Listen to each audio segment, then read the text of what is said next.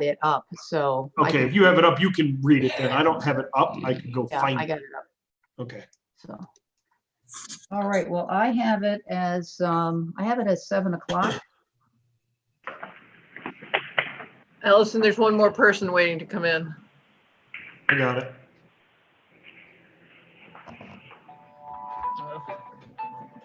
Okay, Hello.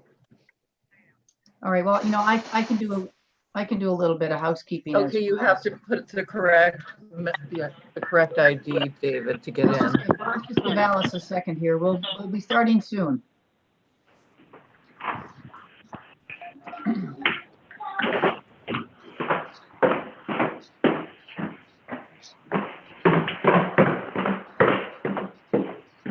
I would ask anyone that is watching the meeting to mute your device unless you are speaking if we are on your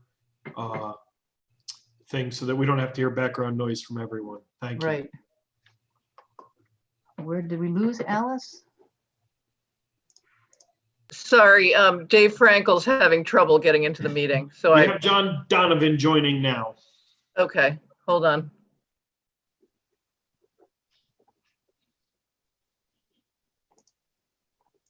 Oh, yeah, there he is. Okay. Okay, if everyone just be patient. Is I think it 06 or #610 mute?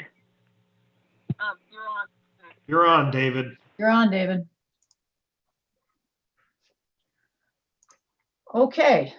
All right. Well, thank you everyone for your patience. I think we have a couple of people who have just joined, including 2 commission members. So let me just do a check with Allison and Alice. Are you guys ready, good to go? I think I saw the record button on. We're recording and It is streaming. Dave Frankel, so he's a commission member. Okay. So you All don't right, want to mute him. Yeah. Well, he'll. No, okay. please don't. Yeah. Now. Okay. Okay. All right. Well, look, I think we've got most of the technology under control here. Let's give it a try. See where we go.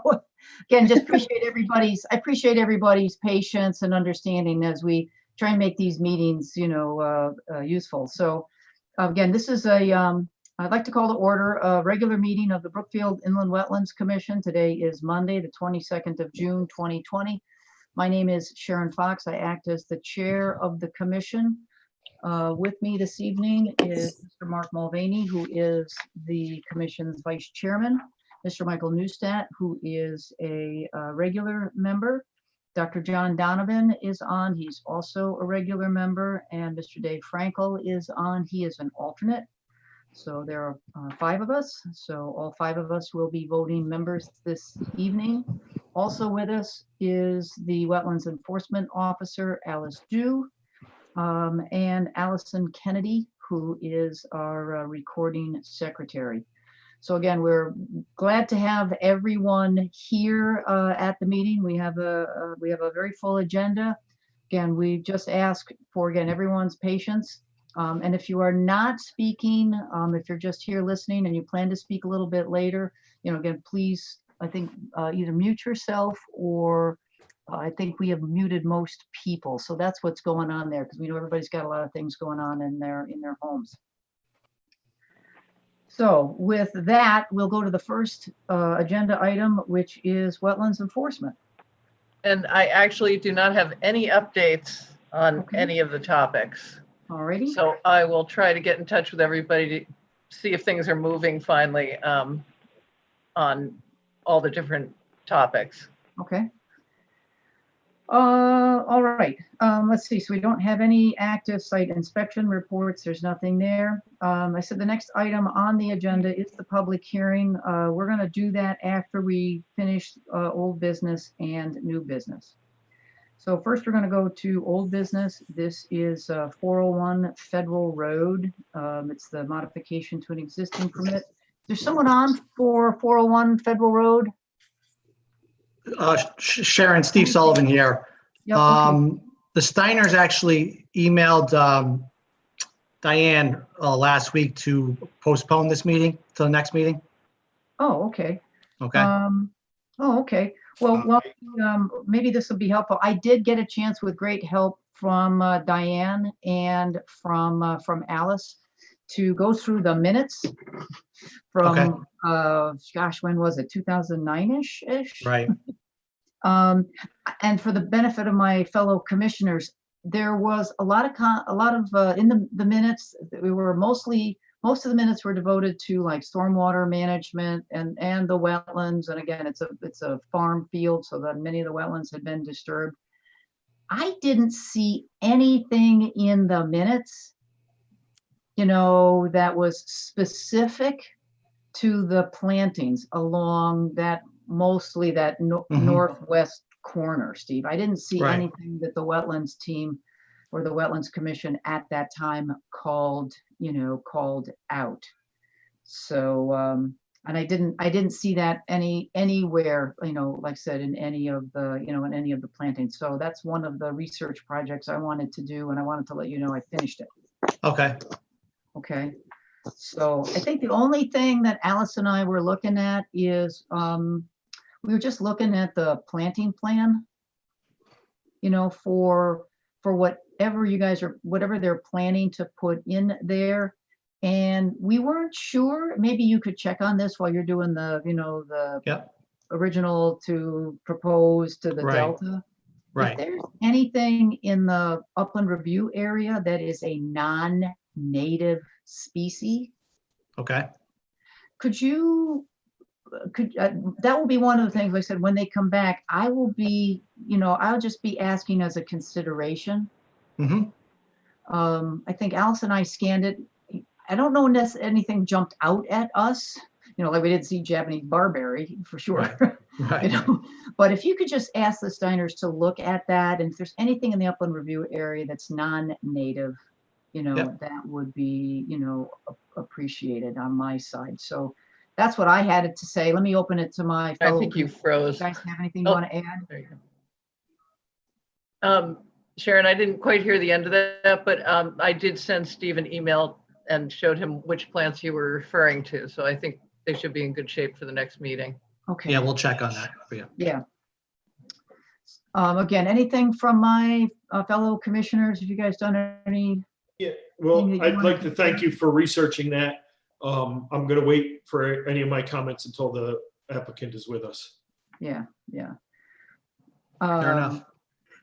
Again, and I do know, I said, Steve, I am aware, I said farming isn't as of right, in wetlands, Right.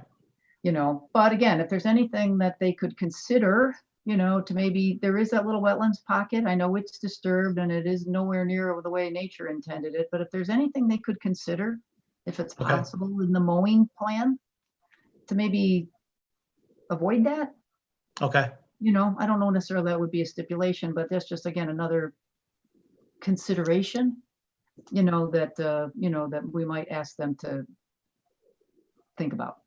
Okay. Okay. Aaron, in your research, I think one of the things we were asking about if there were any consideration for, in order for them to build the building they've already built, that there were any plantings that were meant as mitigation to anything that was taken away by the. I didn't find anything, Michael. Mhm. Again, what I went back was for the original, the original approval. I don't remember when they made the change for the, that access way on the western side. I don't recall that there were any big landscaping changes. I do remember when I was on when we talked about that little change, but at that point there was no suggestion of changing the plantings from the original. Right. So I don't recall anything from that meeting, but those minutes I didn't go back and read, Michael. I went all the way back to the originals. Well, that's what I was asking about, if there was anything in the original No. minutes that were where we required certain plantings to mitigate something that was done in another area. But if the answer is no, that's fine. No, not that I could find. I said, Okay. Alice, I think, looked, I read there were, I guess, 3 or 4, I don't remember how many sets of minutes we read, and then we went through the approvals. I didn't see anything from that commission that could carry forward till now. Okay, thank you. All right. So with that, I'll entertain a motion to continue 401 Federal Road to the next meeting. So moved. Second, I heard Michael second. correct. Any discussion on the motion? All right, all those in favor of the motion, aye. Aye. Aye. Any opposed? All right, motion carries unanimous, 5-0. All right, next one we have is 204 Wiskaneer Road. This is the alternative site plan. I'm just gonna grab it here. I think a couple of things, I had to go over to my office and get it. My extra desk. I think there's a couple of things that have happened. I don't know, Steve, I'm gonna let Yep. you sort of do the Yeah. updates here. So we finally heard back from the fire department, and they decided that they want or require the 18 feet to be carried through the area where we're proposing to go to 12 feet. So that's why I submitted that alternate plan. Fortunately, there's, so we're basically adding 6 more feet to the driveway, the existing driveway there. Yep, And fortunately, we don't have to change, there's no grade change. It's pretty flat through there. And I didn't even have to change our limit of construction line or the GSF line. The biggest thing that we have to do is with Eversource, we have to just relocate an existing utility pole. And I've noted on the plan that should stay within the limit of construction area, which there's room to do that. And so that's the change we made. And I think at the last meeting, the applicant was willing to place another cedar tree in the area where the existing cedar tree that we're taking down. So those are the new things that we have encountered over the last 2 weeks. I did see the letter. I think it didn't actually come from the input from the fire department. I don't think it actually came, help me here, Alice. It Came from didn't actually come from the fire chief, didn't it? It came from, and there I was think something. Andrew about- Ellis is the fire chief, right, Alice? I think she's muted. Alice, you're muted. Sorry. Yeah. Yes, Andy Ellis is the new fire chief. And he is the one that I spoke to, and I sent you the email that, Yeah, it was just a funny wording. So let me ask Stephen and the applicant, like I said, would you like I'm gonna speak for myself, and maybe other commissioners have a different view here, but would you like us to shoot a note over to the fire commissioner and ask him to consider this as an exception? Or you guys, in general, would you guys prefer the 18-foot? No, I think in this particular situation, the short section of 12 would be reasonable in this instance. I guess what I would ask is maybe you could, I don't know if you can do this, approve both plans. And then if you have success with the fire department, we would go with the 12-foot plan. But if they come back and say no, then I guess we're stuck with the 18. Okay, I'm 'cause you're on- pessimistic that it would be anything less than 18. Well, I appreciate that, Dave, but I said, and I really appreciate, Alice, chatting with him, but I said, this, I think is kind of a unique circumstance where I said, it is a culvert, it is a crossing over a culvert. And I just like to ask them to maybe reconsider. You guys, what kind of timeline are you guys under, Steve? You guys really trying to get over to planning here in the next couple weeks? We're already done with planning because Okay. it's not a subdivision, it's a free cut. Okay. So planning's already approved the free cut. All right, so we're really the last thing then that you Right. guys have to worry about before you go to get a building permit? Correct. Okay, well, I don't know about, I think about it, I don't know about the thought of maybe approving 2 plans. I'm more than willing to send, again, let me ask my fellow commissioners, I said, I'd draft a letter asking them to reconsider, just considering. Yeah, I think that's the way to go as opposed to 2 Yeah. plans. It's either one or the other. Okay, Well, I will do that, Steve. I Okay. will make a point. I'll shoot him a letter. Again, let me just ask my commissioners, would you guys be all right? I mean, we won't be able to probably agree on it till probably 2 weeks from now, Steve, so it would be at least 2 weeks before it gets over there. But I don't know how to approve 2 plans. I only know how to approve 1. Right. I just don't know how to approve 2. I mean, we could always, if we're successful, conceivably, Right. we could let you know. Yeah. So I do appreciate, I said the cedar tree, it looks like I said with the 18 foot, and I got your revised plan right here. Mhm. That brings you what, like 5 feet right to the edge of that pond and like 3 feet to the edge of the one wetland on the north side? Let me just, hold on a second here.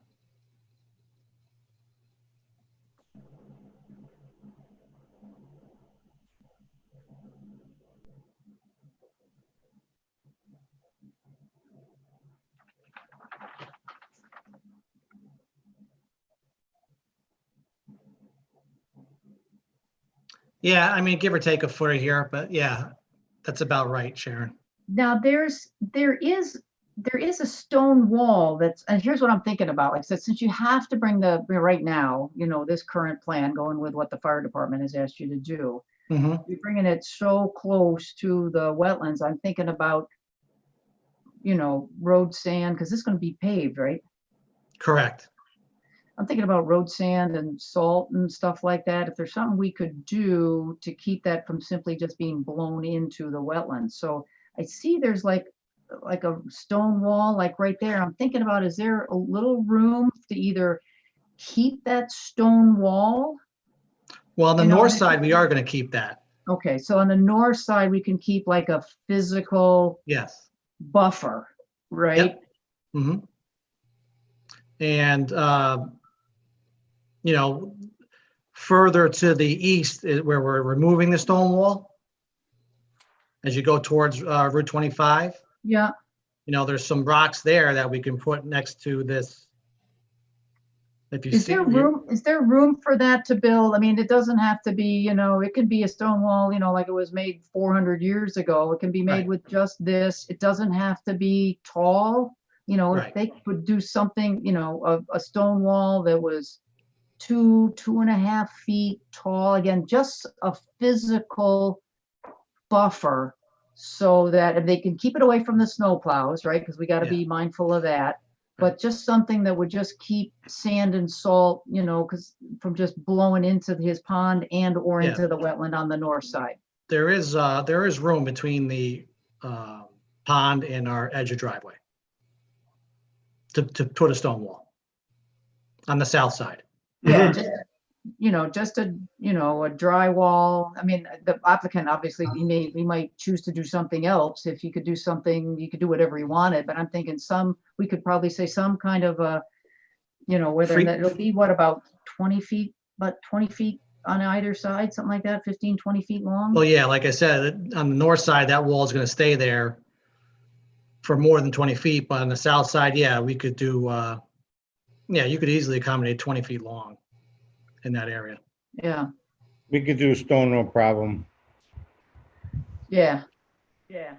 That's the applicant, Sharon. John Shalcom just weighed in. Yeah, thank you, Steve.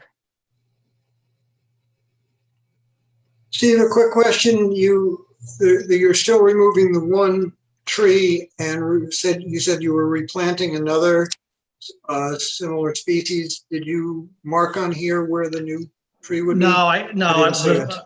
I figured you guys would make that as a condition of the approval. Okay. Yep. Say that again, Michael, one more time. Oh, that he's adding a tree to replace the one that's being Yeah, yeah. removed, but I didn't see the added tree on the plan. And Steve just said they would, but you'd leave it to us to pick a place, I guess. All right. Heck, Now, you don't have to do you have to alter this culvert at all to No. broaden this no. wide enough? Yep. Okay.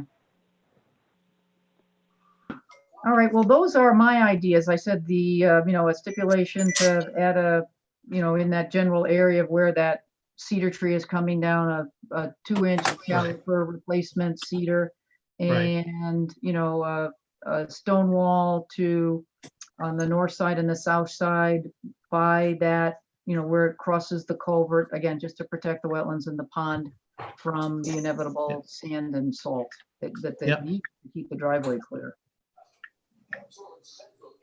Any other, let me ask my fellow commissioners. I agree Looks with good you. what you're talking about, Sharon. Say the first part again, Dave. Oh, no, it's fine. I'm fine with what you suggested. Okay.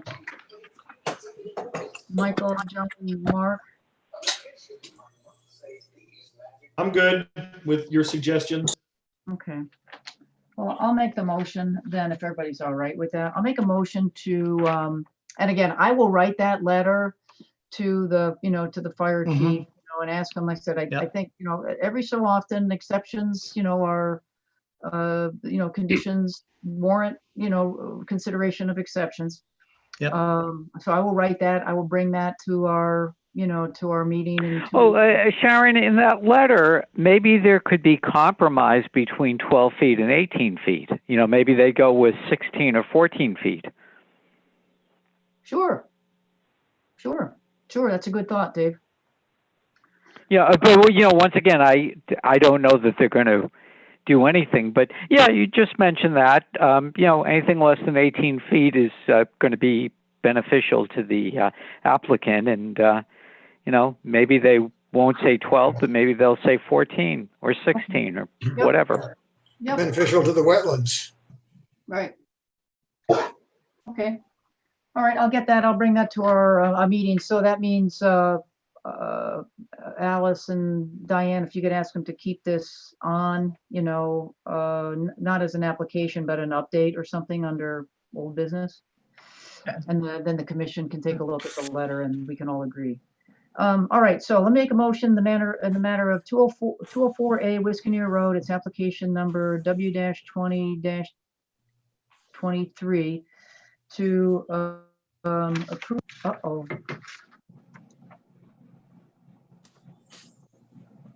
Oh, just blanked out. To approve that application as documented on a map by CCA with an original date of 5/05/2020 and a last revision date of, looks like 6/12. Yeah, 6/12. Now, last revision, Yep. 6/12. Yep. With a stipulation to add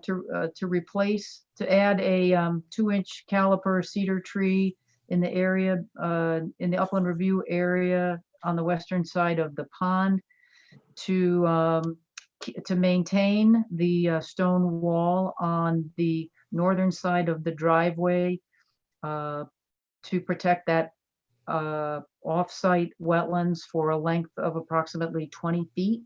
Yep. And to establish a stone wall parallel to that on the southern side of the driveway, a stone wall about 20 feet to protect the pond. The stone wall does not have to be higher than 2 feet tall, with all the normal stipulations, and to be effective the first day after publication. I'll second. So moved. All right, Mark beat you there, Dave, so. No, I'll second then, okay? Well, Mark got the second on that, so, all right. Oh, okay. Any discussion on the motion? All right, all those in favor? Aye. Aye. Any opposed? All right, motion carries unanimous. And again, we'll Hey, let thank you you. know, Steve and Mr. Shalcom, about the, about how we make out with the letter. Do you want us to log on at the next meeting? You're welcome, but, between us or Alice or Diane, we'll let you know. Okay. We'll let you know. Again, next meeting, I think all we'll do is the commission will see the letter that I'm going to draft, and we'll have a motion on it that everyone is satisfied to send Okay. it, and then we'll send it, and then we'll see where it goes. Okay, no problem. Okay. Thank you. Thank you. All right. All righty. All right, next we have new business. We have 731 Federal Road. It's activity number W-20-26, a new mixed-use building. So I know there's a little background on this. Let me just ask, is there someone here for this application? Yes, Dinus. Hey, Dinus, so Dinus Verbicus, and you just do your normal introduction if you wouldn't mind. Sure. For the record, Dinus Verbicus, professional engineer with Artel Engineering Group, with an office in Brookfield, Connecticut, and here on behalf of the applicant for the proposed development of 731 Federal Road. Okay, There's an just hang overview. on. 731 Federal Road is about a 7.295 acre piece of undeveloped land located on the east side of Federal Road, generally across the street from, starting across the street from Laurel Hill Road at the south end and extending northward to approximately where Old Federal Road intersects with Federal Road. Okay. So it's a Dennis, I'm gonna long, narrow interrupt- parcel. Dennis, I'm going to interrupt you just one moment here because there is a little bit of background on this one. Alice, is there a letter? Didn't I see a letter from Diane and some question about the original application from what, 12 years ago? 2009, I believe. Yeah. Yeah, and she had asked, there was some question about fees being waived, possibly. And Tom Beecher felt that it had been such a long time that it's really up to the commission to decide, but you know, it could go either way. You should at least charge for the hard cost that we have, and if you want to charge for the full fee, that's up to you. Madam Chairman? Madam Yeah, Chairman? yes. We yeah. we Just name submitted, name and address, please. I'm sorry, Tony Lucera. Where am I now? 2 Old New Milford Road in Brookfield. Sometimes you're not sure. I know, I'm not sure. Yeah, are you guys, so you guys are aware of this conversation? No, when we submitted the plans, we did not take into consideration any possible waiving of fees, and we submitted 2 checks, one with $7,000 and change, and the other one with 600 and some odd dollars. Okay, so this is really a moot point then. It's a moot so- point. Okay, well, thank you. Thank you for that. Thank you for jumping in. So does that square, Alice, with what you can see on the file? I know you come in and out and, Yep, that's fine. okay. All right, do my fellow commissioners have any questions about this? There was also in the emails we got copies of, I believe, some summary of the various meetings that were discussed, where they discussed the original applications, which was very similar to this one in terms of the size and the use. And it was, if I'm correct in reading everything, it was eventually denied by our predecessor.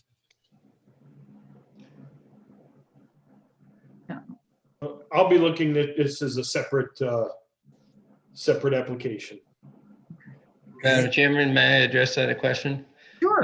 The application, I have seen the plan that was denied, and what was proposed was, I believe, a daycare. And that building was literally right against the wetlands. We have pulled the buildings against Federal Road, and there are no structures near the wetlands at this time. Okay, that's good to hear. I mean, the question I was about to get to, and you've answered, is what are the differences in this plan from the original plan? They're night and day. They're completely night and day. When you, Understand. So we will look only at this one. if you compare the 2 plans to each other, they're completely opposite. Thank you. Can I just ask maybe Dinus or Mr. Lucera, can you guys just on the application, can you just give us some of the highlights here? Total wetlands, wetlands impacted, water courses impact. You guys have those facts handy? Sure. So on the parcel itself, again, roughly 7.3 acres in size. The wetlands on the property total about 1.88 acres. And I think a bulk of that, or a good portion of that, is actually the Still River. Yep. As the Still River is our easterlymost property line, running from south to north.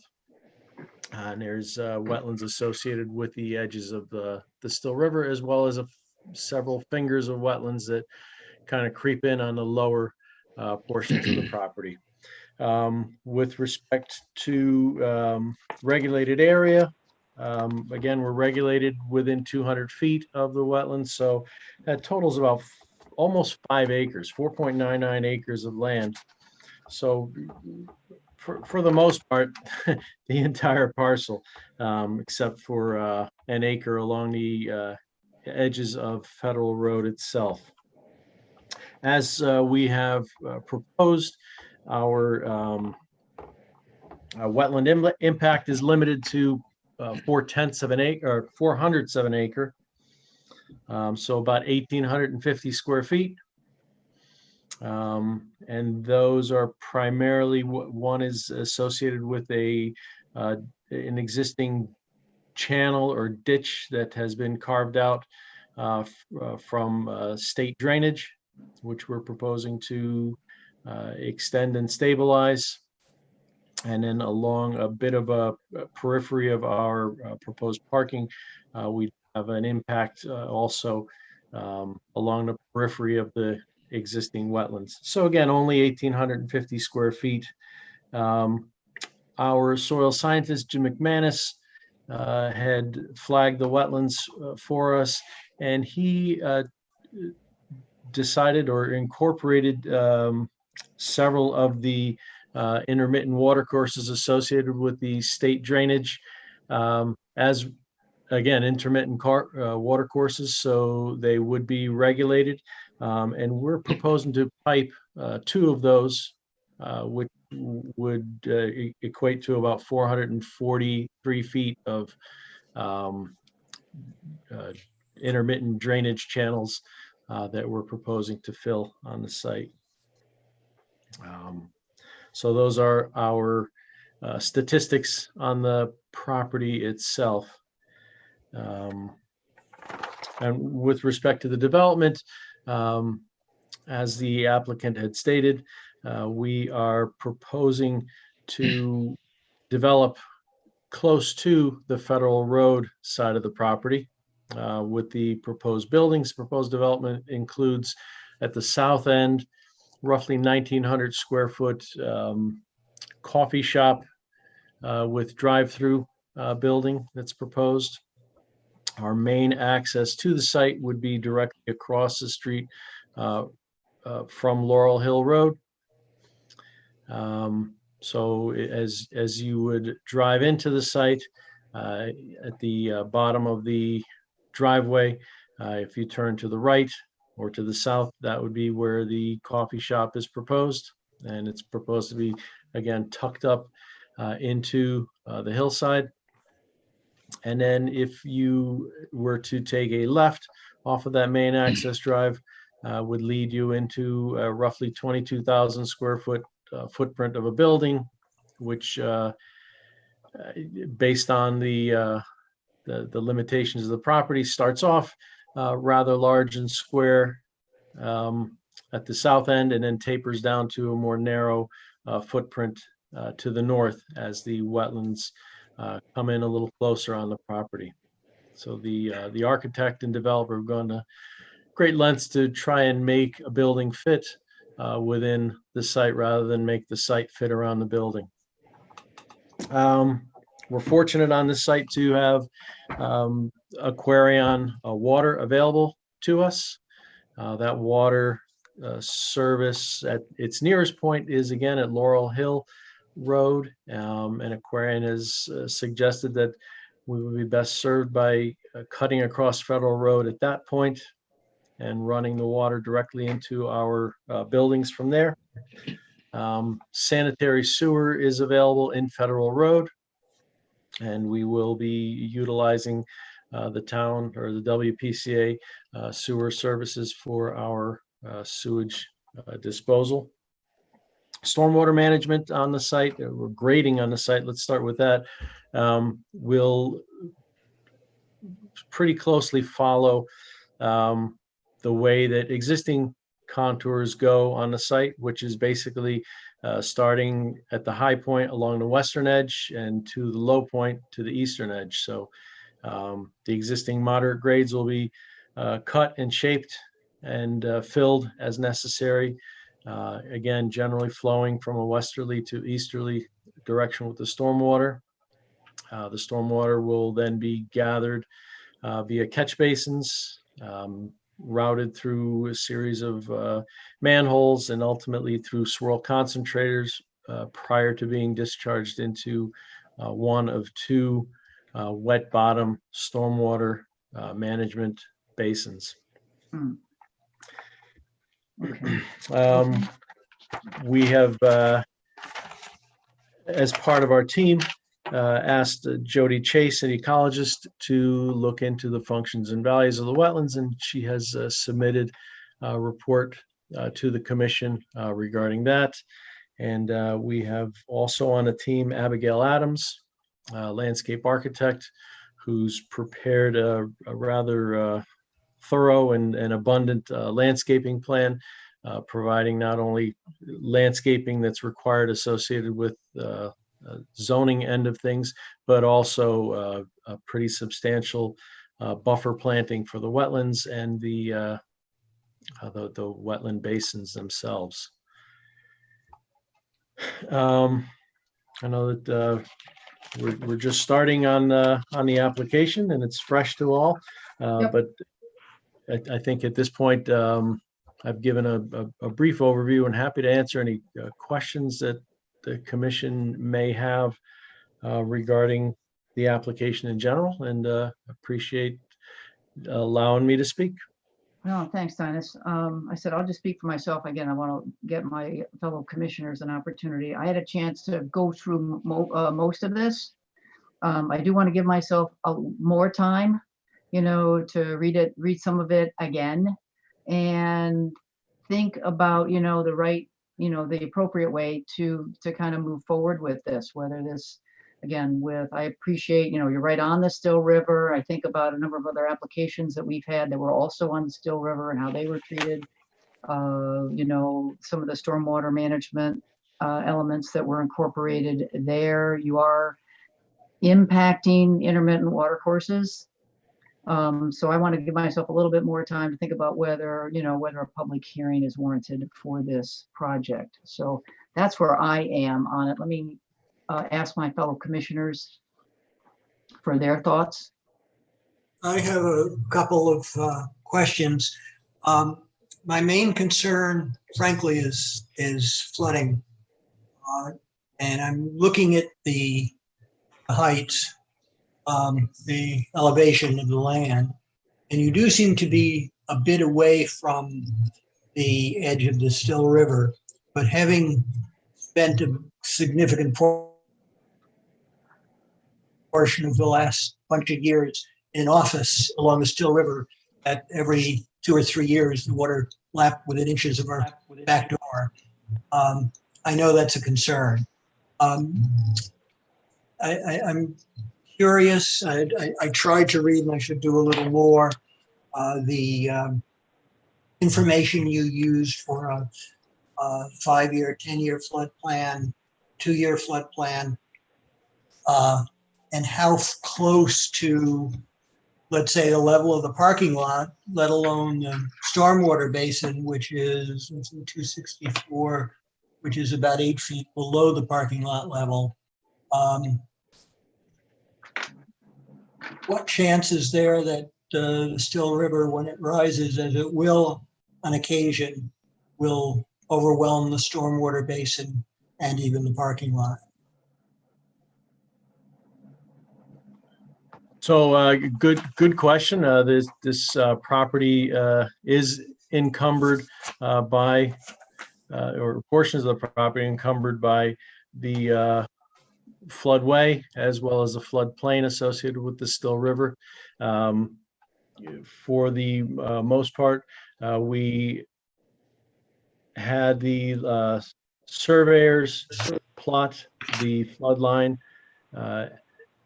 directly from the FEMA flood maps onto their survey, and that is depicted on our site plan. We have also looked at the cross-section drawings that are provided in the FEMA flood insurance rate studies. And as the flood lines show, at the southern end of the site, the flood elevation during a 100-year storm might attain an elevation of 274.9. And as you go, and that's pretty much in line with where the Still River is in relation to Laurel Hill Road. As we go further to the north, and generally in the vicinity of the intersection of Federal Road with Old Federal Road, right in that location, the flood elevation for a 100-year storm event would be roughly 274.1. So what we have done in our site plan is made certain that our buildings are all elevated to at least a foot above that. So our first floor elevations are 276 on both of the proposed buildings. We have proposed a wall to be built along the eastern edge of our site to keep waters from the Still River from washing across the paved areas. What we try to do is isolate our parking and site such that water may back up and come around the wall. So we wouldn't have rushing water, but it would be a still water type scenario should the water ever attain that height. So we again made certain to elevate our buildings out of the flood elevation, as well as our sanitary sewer utilities and our water service utilities as well. Well, far be it from me to suggest that anything that comes out of our government agencies is not 100% correct. But I do know in my experience that the 100-year flood was seen every couple of years. And the water often went higher than was supposedly the high water mark. But given the numbers you just mentioned, it's still of some concern to me that the high water mark would be above the parking lot by a foot or so in some areas, would wash against the loading dock, which would typically not be pristine. It's a thought I have, and you're right, Sharon. There's a lot here, and there's a lot to study. So that is my major concern that I had in going over these plans. Okay. My only thought is, the Still River could be devastating. It's usually we don't pay any attention to it, but every once in a while it shows it exists. So I would just suggest something a little bit more substantial in terms of, you said the building, you have an extra foot there. Maybe I put a little bit more on there, and I'd do a little bit more backup to protect the parking lot. That could be devastating to the property if we get something even worse than a 100-year storm, and that could in fact happen too. We have limited history on these things. They only go back, 2 or 3 centuries, and they've been around a lot longer than that. So I just make your plans to stop the Still River a little bit more substantial than what you have right now. Can look into that, certainly. Well, it's for your own good also. I remember a few years ago, I think we had a hurricane, and the area of the Still River where Walmart is over in Newtown Road, it was like a lake right in front of Walmart, literally like a lake. Nothing could get through there, and it doesn't happen very often, but it does happen, throughout the Still River. So you want to protect the property, basically. It's going to be there for a long time to come. Sure. And protect the river from what might wash into it. I had brought this up a couple of times in other applications, and my concern about the numbers that were given as to a 25-year or 50 or 100-year flood, and where those numbers come from. And they come from averaging, last time it was done was in 1999, it was updated. I believe the term, not the proposal, but the status was from something called TR 55. And I'm looking at how those numbers were calculated, and they were calculated by taking the annual precipitation, high water marks over a number of years, averaging them out. But looking at the chart I have in front of me of rainfall, for example, from 1895 to 1995, more than 10% of the, in fact, about 25% of the highest levels occurred in the last 15 years. So the trend is up. Yeah, well, we appreciate your looking into that for sure. And basically the flood FEMA maps that were utilized for depicting the lines were last updated in 2010. Okay. And the analyses, if you go through the FEMA documents, the flood insurance studies, fairly substantial calculations. And you did note that Newtown Road, yes, it floods out, and it's an unfortunate circumstance, but that's how the 100-year flood elevation or how the Still River acts in that location.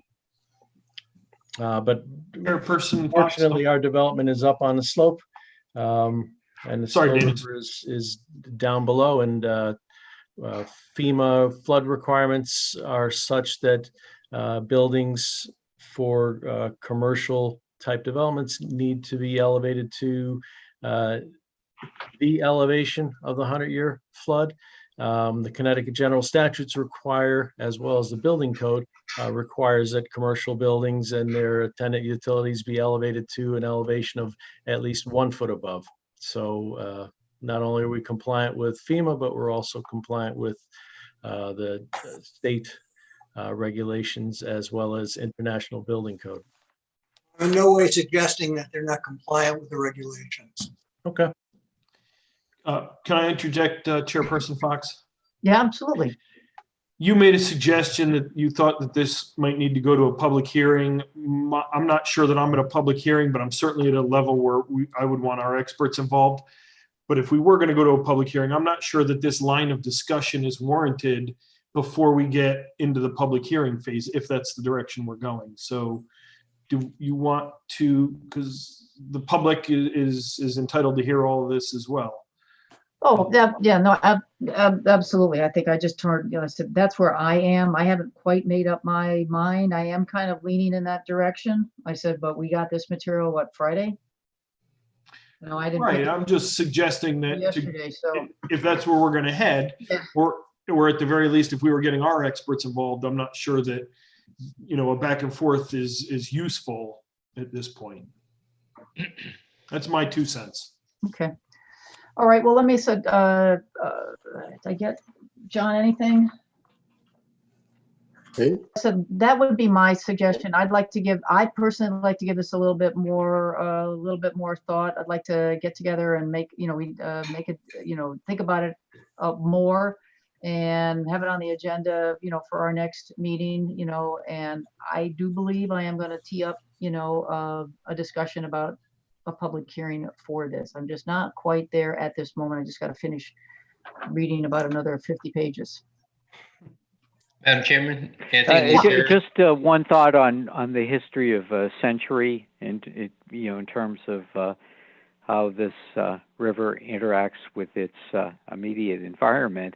A century is it's like the blink of an eye in terms of the history of the Earth, and there can be deviations that aren't seen in 100 years. It can go farther along than that. It's just something to think about. Yep. No, you're right. It isn't an end all. 1895 to 1995. That's just a little photo of a short piece of time. Yep. I'm sorry, Mr. Lucero, you wanted to Yes, thank you. jump in? Anthony Lucero for the record. I would suggest, and I don't know if I'm out of order doing this, but I would suggest that you contact your consultant and bring them in now and to address some of the points that have been made tonight. And then if we need to raise the building up and raise the parking lot, I think we can do it without all that much difficulty. We'll wind up bringing more fill in, obviously. It doesn't affect the sewer because the sewer is not a gravity line. And it's, I think it'd be relatively simple to raise it up. Dennis, we had to raise it another foot. It's just dirt. Right. Yeah. Right. Okay. It's a defensive measure, Let's be no clear, more, no less. It's clean certified dirt. It's not just dirt. Agreed. Again, Anthony Lucero, just for the record, that piece of property has been in the Scalzo family for how many years, Paul? Do I have someone else? Paul Scalzo, 3rd Tory Lane, Brookfield, about 70 years, I'd say. It was just for a little history. It was an old airplane field. That's how they delivered the mail. Huh. I didn't know that. Oh, wow. And- Kidding. And I know it's not part of the consideration of the commission, but the Scalzo family is going to continue owning the land. We're doing actually a land lease with the family for 99 years. Okay. So the history of the property will stay with the Scalzo family as it has for 70 years. Okay. Well, let me ask the commissioners, like based on Mr. Lucero's, maybe idea to maybe progress this, to maybe identify someone with stormwater management, experience, and maybe a Connecticut soil scientist to help us take a look at that, to put a tender out and see who we, see the responses we can get for this project. Yeah, so that's exactly what I would be in favor of. Okay. Those two is what I was thinking. Let's see where they come back before I would be ready to make a decision on whether this needed to go to a public hearing or not. Okay, I'm not sure we'll get the timings to exactly match, but there are opportunities for extensions of the multiple phases. So, Yep. All right. So let's unless there's a Well, just one more comment. This was an airfield at one time. Planes landed and took off, correct? With mail. Correct.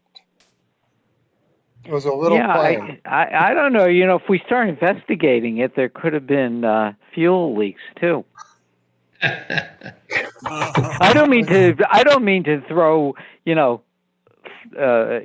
fuel on the fire either, but if planes were landing and taking off for a long time, I don't know. Maybe that's something. I don't know if we should even look into that or not, but I'm sure there were fuel leaks over the years. Well, this was prior to my grandfather buying it. I hope Yep. They probably had engines back then, but it was a long time ago. Yeah, no, and I'm sorry, I didn't mean to be a troublesome either. I was just starting to think about it, though. Aircraft there, and I don't know what could be done. I don't even know that any of it's relevant, and it may have all disappeared anyway. okay. I would venture to say that single engine, very small plane that was carrying mail, if it didn't fuel there, it just landed, dropped mail, and took off again. if there was any kind of a leak, it would be so minimal that you wouldn't even be able to detect it today. David, you'd have to look into every farm in Brookfield, which was every piece Right. of land. Yep, that had a yep, farm I know, I tractor. know. And no, we let you speak, right? Every truck, every car that was ever parked somewhere. I mean, at some point, you got to be reasonable here. We're talking 80, 85 years ago, a single engine plane. Yeah. So if I may, one thing to note as well is that this, the parcel that we're looking at is a remnant of what the state had done years ago, is they took a portion of the land and the Scalzo property ownership ended up on both sides of Federal Road. Federal Road used to be where Old Federal Road is, and it's quite possible the airstrip was located on the flatter section, kind of where Federal Road Federal is. Road is now. That's absolutely positively has to be the situation, because the slope of the grade of where we're working and building, there's no way the planes would have landed on it. That's a very good point, Dennis. Okay, great, thank you, Sorry, Dennis. Anthony Lucero for the record. Yep, thank you for that. I think actually, I think once we get it once, I think that's probably, since we're on Zoom, maybe we should be able to just help the meeting go along here. Thank you for that. So again, I think, Alice, we've got sort of general agreements. You put a tender out for a soil scientist and someone And with also. Stormwater and low impact, sort of. Yep. Okay. All right. So anything else? Otherwise, I'll entertain a motion to continue this to our next meeting, which is July 13th. I would move that we continue 731 Federal Road, item W-20-26 until the next regularly scheduled meeting. All right, thank you. So I have a second. All right, Mark seconds. Any discussion? All those in favor? Aye. Aye. Okay, any opposed? All right, motion carries unanimous. Thank you, gentlemen. Thank you, everyone. Thanks, gentlemen. Thank you. Thank you. All right, well, we're gonna go back then on our agenda. We're gonna go back to a public hearing for 100 Candlewood Lake Road. So in that matter, I am going to, for those of you who are here, I am going to read how we're gonna run the public hearing. So this is the verbiage that we use in the wetlands. It's very similar to what they use in zoning and I think other commissions. So this is a regular meeting of the Brookfield Inland Wetlands Commission. At this point in our agenda, we've scheduled a public hearing concerning the application of 100 Candlewood Lake Road. It's application number W-20-24. It's a new school project at Huckleberry Hill School. Again, first, let me introduce the members of the commission present here this evening. Again, my name is Sharon Fox. I act as the chairman of the commission. We have Mr. Mark Mulvaney, who is our vice chairman. We have Mr. Michael Neustadt, who is a regular member, Dr. John Donovan, who's a regular member, and Mr. Dave Frankel, who is also a regular member. So all five of us are voting members today. Again, we'll open the public hearing by calling on the commission secretary to read the legal notice of the hearing. Mr. Huddeman is not with us tonight. I happen to have it up and handy. So unless there's some objections, I'll just read it. Again, I have a copy of the notice of the public hearing. The Inland Wetlands Commission of Brookfield, Connecticut will hold a public hearing around 7:15 remotely via Zoom on Monday, June 22nd, 2020 at 100 Candlewood Lake Road. At the application W-20-24 regarding the new school. At this hearing, interested persons may appear and will be heard, and written communications will be received. Said notice is on file at the Brookfield Land Use Office. So that is the notice of the public hearing that was published on the 9th of June 2020 and on the 15th of June 2020. So again, this application was formally received by the commission on May 26, 2020. The public hearing is only one aspect of the approval process and is for purposes of accepting factual information and data bearing on the application and to allow expression of opinion by interested parties. Subsequent to the hearing close, the commission has 35 days in which to render a decision on the proposal. The final decision may be in the form of approved as submitted, approved with stipulations, or disapproved. So after reading into the record the correspondence received by the commission relative to the application, we will ask the applicant to present the application in detail. The chair, myself, via Zoom, will entertain questions of clarification concerning the applicant's presentation. The commission will then hear from those who wish to speak in favor of the application, followed by those who are opposed.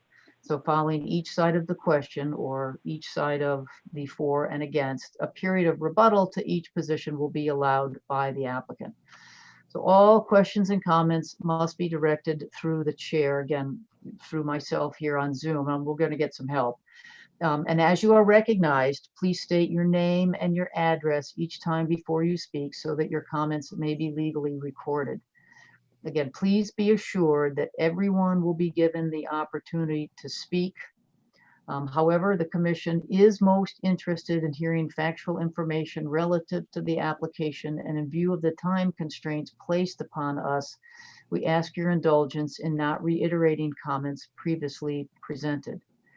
So again, we're going to do this via Zoom. This is my first time doing this, running a public hearing via Zoom. I have a lot of colleagues here and commissioners who are going to help, make sure that everyone who has a question about this application, everyone who wishes to speak in favor of it, and anyone who wishes to speak in opposition to it will have the opportunity to do so. So we will, like I said, if you be patient, we will find you. I make note that everyone is muted right now. The host of the meeting has done that. I think you can request to be unmuted. There's also a feature in Zoom, if you're familiar with it, called Raise Your Hand. So we'll be looking for that. So again, please rest assured, everyone will be given the opportunity to speak, to ask a question.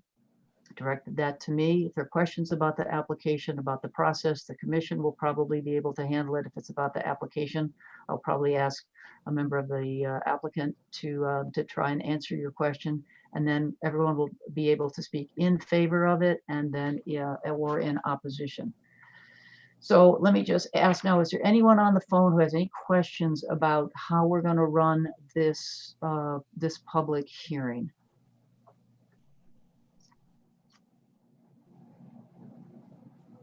I don't see anything. I'm going to check with my fellow commissioners. You guys don't see anything, right? Chairperson Fox. Nope. Yes, Mark. I just have one clarification. When you were reading, you read member Mr. Frankel as a regular member, and he's an alternate, just to get us clear on the record. All right, thank you, Still a Mark. voting member, like you said. Yep, thank you for the correction. All right, so now we're going to ask the secretary to proceed with the reading of the correspondence. So now, Alice, I need a little help because I don't have that whole file here, so I don't have access to that correspondence. Diane would have put it on the agenda had we received any. There was something for the secretary to read. Shoot. Yeah, I know. I got to go back and find it. Yeah, I had to go back and find it too. I didn't see anything, and I don't know if anything has come in the interim. Okay, let me check the last meeting.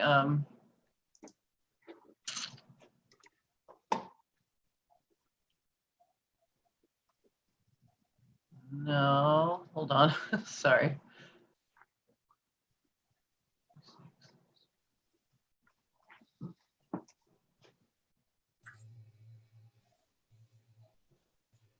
So the secretary needs to read the notice of public hearing. Which we did. You did that. Yeah, what I'm looking for in particular, was there anybody from we have a lot of information from the applicant. We have a lot of Right. information from our experts and their experts. I'm specifically interested in, Anything from the did any emails or any mail come in from anyone from the public? No, as of the last time it was posted was May 26th at the meeting was when it was first opened. And since that time, I have not seen any letters that have arrived concerning 100 Candlewood Lake Road. Okay. All right, well, again, for people out in for the members of the public who are on the meeting right now, I said, we don't have any record of, of any correspondence.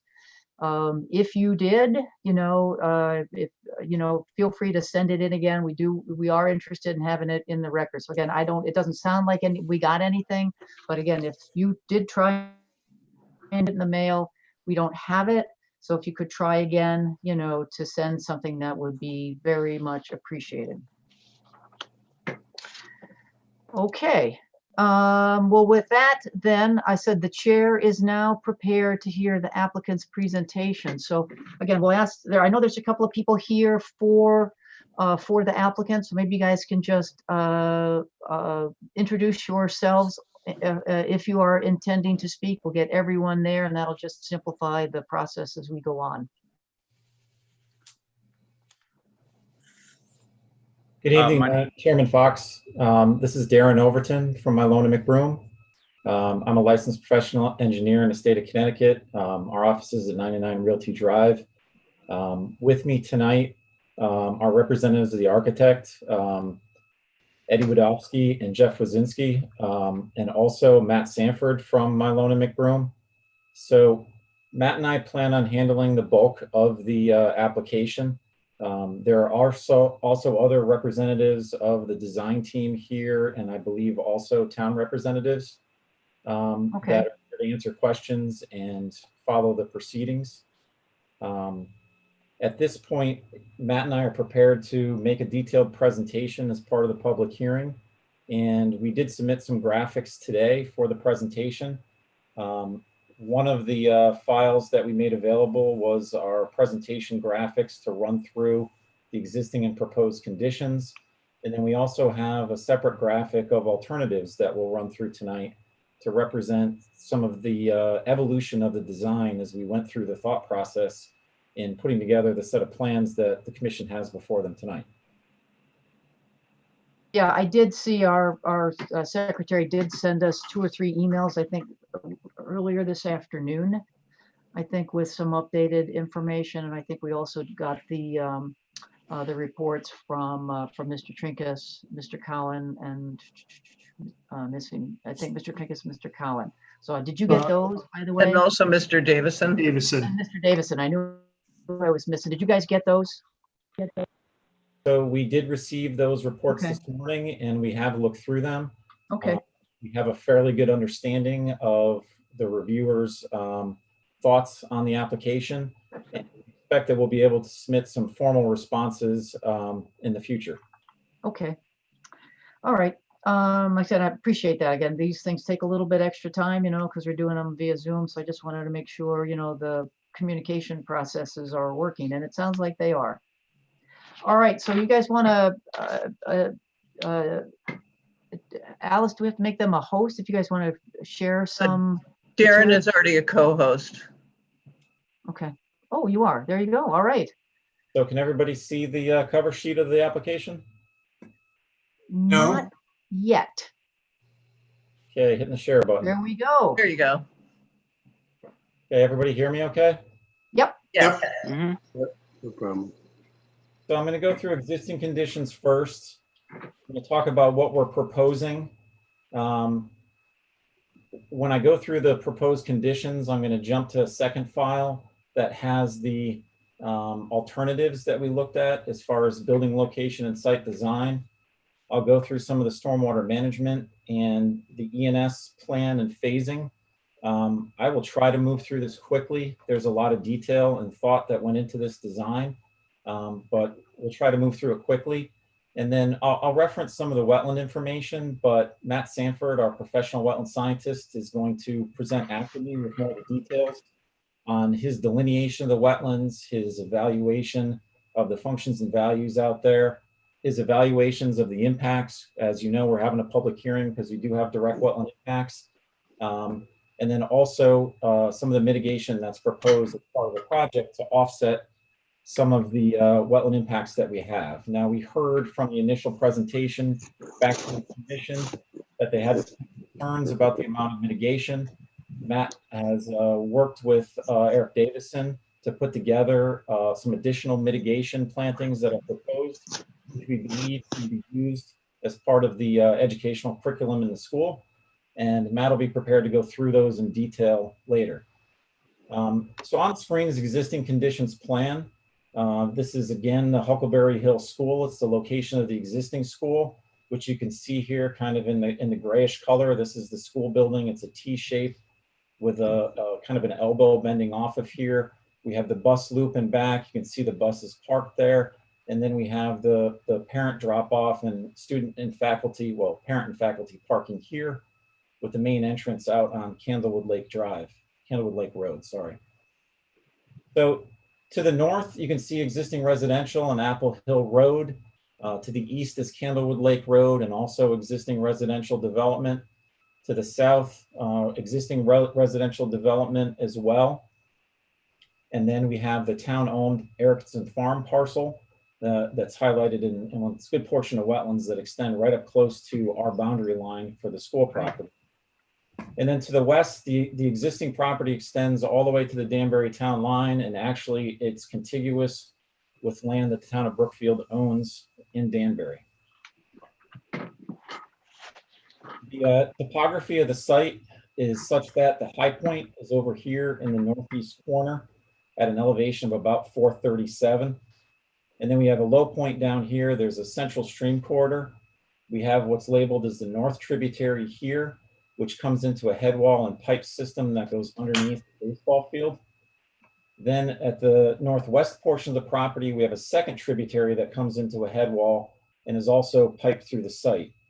Those pipe systems in the streams join at a junction chamber on site, and then they discharge at an end wall location in this area here, and then the stream continues to flow to the south off of the site. The low point of the site is right about in the center line of that stream channel, an elevation of 389.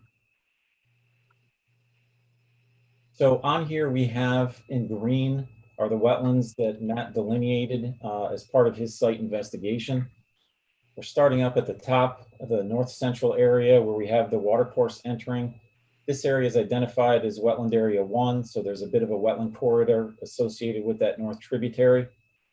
Then there's a wetland finger that extends towards that from the west and ties in with that wetland corridor associated with the northwest tributary. That's identified as wetland area 2. Wetland area 3 is an isolated pocket wetland along this hillside. The slope comes up in this direction towards the west. This is actually a high knoll. And this, as part of the prior development, we believe the field development excavated into this hillside and cut into the groundwater and actually created this wetland area, which is identified as wetland 3. There is an existing underdrain along the baseball field that we believe discharges to the south. It's a little bit overgrown and is somewhat buried at this point, but you can still see portions of it on the surface with the stone exposed. There's also a small pocket in a mowed area just behind the southern baseball field, identified as wetland area 4. Then we have along the Erickson Farm parcel, the borderline here with it, there is wetland area 5 that was identified, and there's small portions of that that do extend right up against and over the southern property line. And then the last wetland area that's identified is wetland area 6, which starts where that combined culvert discharges, and we have what is essentially a natural stream channel flowing towards the southern property line. I'm having trouble hearing you. Not sure why my phone's talking. I'll shut that off. In this central stream corridor, if you see these black lines on here, they are associated with a 500-year floodplain that's mapped by FEMA. We identified that early on in the process, and as part of the Office of State Grants funding for this, they require that we file a floodplain management certificate associated with that to make sure that we address any floodplain issues associated with that floodplain as part of the grant process. We did some other reviews associated with this. We believe this property is not in an aquifer protection zone, nor is in a public water supply watershed. So that's the gist of the existing conditions. If there aren't any questions, I'm happy to move on to propose. Nope, I found that to be a very handy map, particularly moving over to the bigger maps. So I did forget to mention that the red outline here represents the regulated upland review area, whether that's 100 feet off a wetland boundary or 150 feet off of the water course. So I'll get on to the next page where we have the proposed development. So this is a proposed consolidated elementary school. It's going to be adding the center school to Huckleberry School. The proposed footprint that we show here in white is 146,800 square feet. The planned enrollment is 1,266 students versus the existing 529 in Huckleberry School now. We're proposing in 2 parking lots here out in front, 280 parking spaces, where under existing conditions, there's 143. The main entrance drive comes in a similar location to the existing entrance drive, continues to bend kind of south, similar to under existing conditions. And then the bus loop swings off to the north and loops around in front of the school. During drop off in the morning, the buses will loop through and come back out and drop off the students. At pickup in the afternoon, the buses will actually line up all the way straight through this corridor to pick up all the children at once. And they'll line up all along the sidewalk here. So we have sidewalks leading to all the buses that will provide safe access for the children. The parent drop-off loop veers off to the left. Parents can drop off here or park in the parking lot and walk their children in. We have a very broad pedestrian corridor coming in here towards the main entrance. And then there's a secondary entrance for the pre-K and kindergarten in the southern part of the building.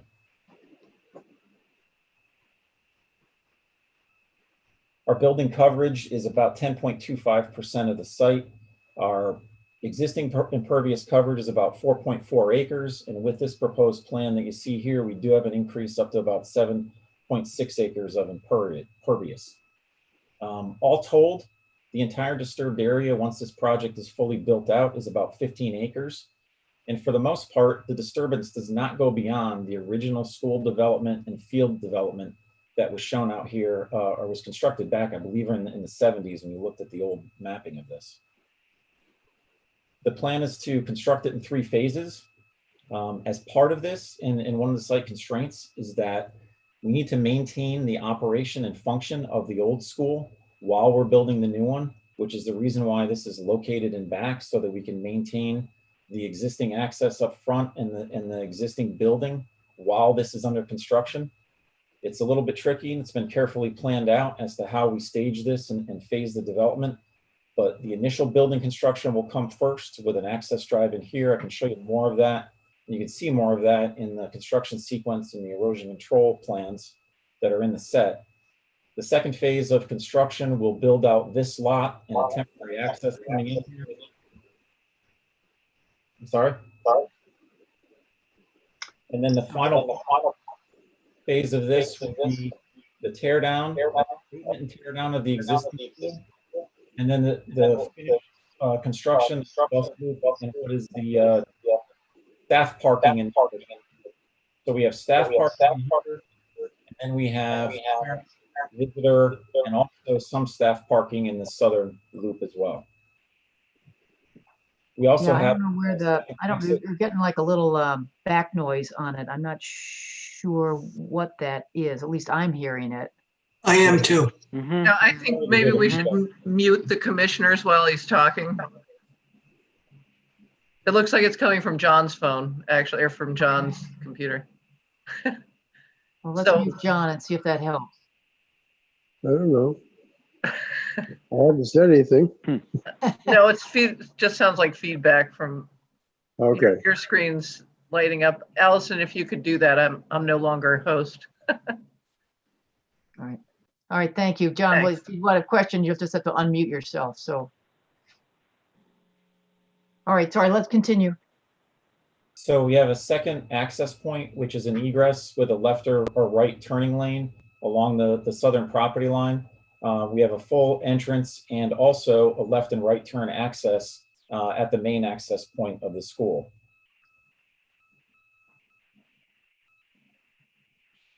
The 280 parking spaces that you see here is actually less than what was required under zoning.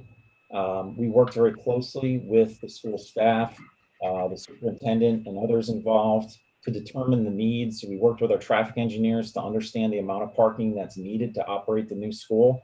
And we believe that 280 spaces is adequate. So we sought a variance from the ZBA to reduce the number of parking spaces required under zoning from 386 down to the 280 shown, recognizing that we wanted to keep the impervious area down as much as possible, recognizing that that just adds to more stormwater management. We looked at also event parking as part of seeking that variance. Along this bus loop, when the bus loop is not active, when the parent drop-off loop is not active, these drive aisles are wide enough for buses to bypass, for cars to bypass after dropping off. So after hours for event spaces, you could actually line up parallel parking along here. And also we looked at this open space out here could potentially have overflow parking for events. Based on the numbers we've looked at for the parallel parking and the space out there, we could achieve a total of 400 parking spaces for events. So we believe that represents a very efficient use of the pavement that we're proposing here to take care of not only the normal operations, but also for events. Of course, the events are going to need to carefully be managed by the school staff as well. The proposed development is going to be served by public water and sewer. The sewer exists on the site, and we are just modifying the lateral from the old building to serve the new one. There is a proposed public water extension and also a gas extension that's coming up from the Nabby Hill Road intersection up to serve the school, and will also be available to serve the residents along the way. All of the utilities you see on the site utilities plan come in a corridor along the close to the northern property line along the backside of the existing school. Based on the phasing and having to maintain the existing school, we thought that was the best way to approach bringing in the new utilities and serving the new school, which has utility rooms on the north side in this location, also adjacent to the loading dock area, which is here on the north side. So a few other things, amenities as part of the proposed development. You can see the proposed landscaping that we have here. We've tried to naturalize that as much as possible. The brown area is shown on the plan. This is the grades 3 through 5 playground area. There's a pre-K, I believe second grade playground area on the south side here. We have a couple of different courtyard amenities with kind of a somewhat of an informal amphitheater in this courtyard here. And then here we have some varying different features in this, including some planter boxes similar to the ones where they have the garden in back of the existing school now, tried to replicate some of that. And there's also some other outdoor amenities for outdoor classroom use here as well. As part of development, we did work with the fire marshal closely. There is a grass paver access road, which ties in with some of the paved play areas in back, which is a gray area here. It loops all the way around to the south side, and then we provide a turnaround here. At one point, we did consider, we have a pedestrian bridge here. We did consider looping that all the way around and having a timber bridge capable of carrying a fire truck. But the amount of impact here and talking with the fire marshal, they didn't feel that they really had a need to loop back into the parking lot. So they were generally amenable to just having the access to all 4 sides of the building and then providing the grass paver turnaround to be able to turn the trucks around if they ever need to access that backside or south side of the building. So we have a pedestrian bridge now that's again a timber bridge that's going to be built on pilings that are driven. We don't expect any direct impact into the wetland area here other than driving the piles that would be built over the top. Here we have right now on the plan shown as concrete box culverts for these 2 access ways. And then here's the existing outfall of the pipe system. As part of that, the new proposal, we are proposing to daylight a portion of this channel and create kind of a natural stream channel restoration area where we create about a 5-foot wide stream channel, which mimics what we see on the inlet channels here, as well as the outlet channel. It'll have a native stone lining, and then we have proposed native vegetation planted along the banks of that stream channel as well. So it should create kind of a dramatic entrance coming into the school and kind of enhances and brings back to life the wetland corridor here that and stream corridor that once existed. So at this point, I'd like to just switch over to what we looked at as far as alternatives for building locations. So what you see here is what was submitted as part of the application. This first plan here goes back to November of 2018, which was the original planning for the site, which was utilized as part of the grant funding with the Office of State Grants for the school funding. And you can see in the blue is the FEMA mapping for the floodplain. And the school was pushed back further. At this point in the design, we were trying to accommodate the athletic fields that were being displaced by the new building and parking. And what we found that with the phasing and all of the site constraints, that this was very difficult to achieve. As you can see, we've overlaid, at the time when we looked at this, we were looking at the GIS wetland mapping, which came through and kind of followed generally the floodplain corridor. We were not aware at the time of this side hill wetland here. As you can see, this layout would have created quite a bit more wetland impact than what we're proposing. So as we gathered more information and understood more of the site constraints on the site, we moved on to starting considering some other layouts for this.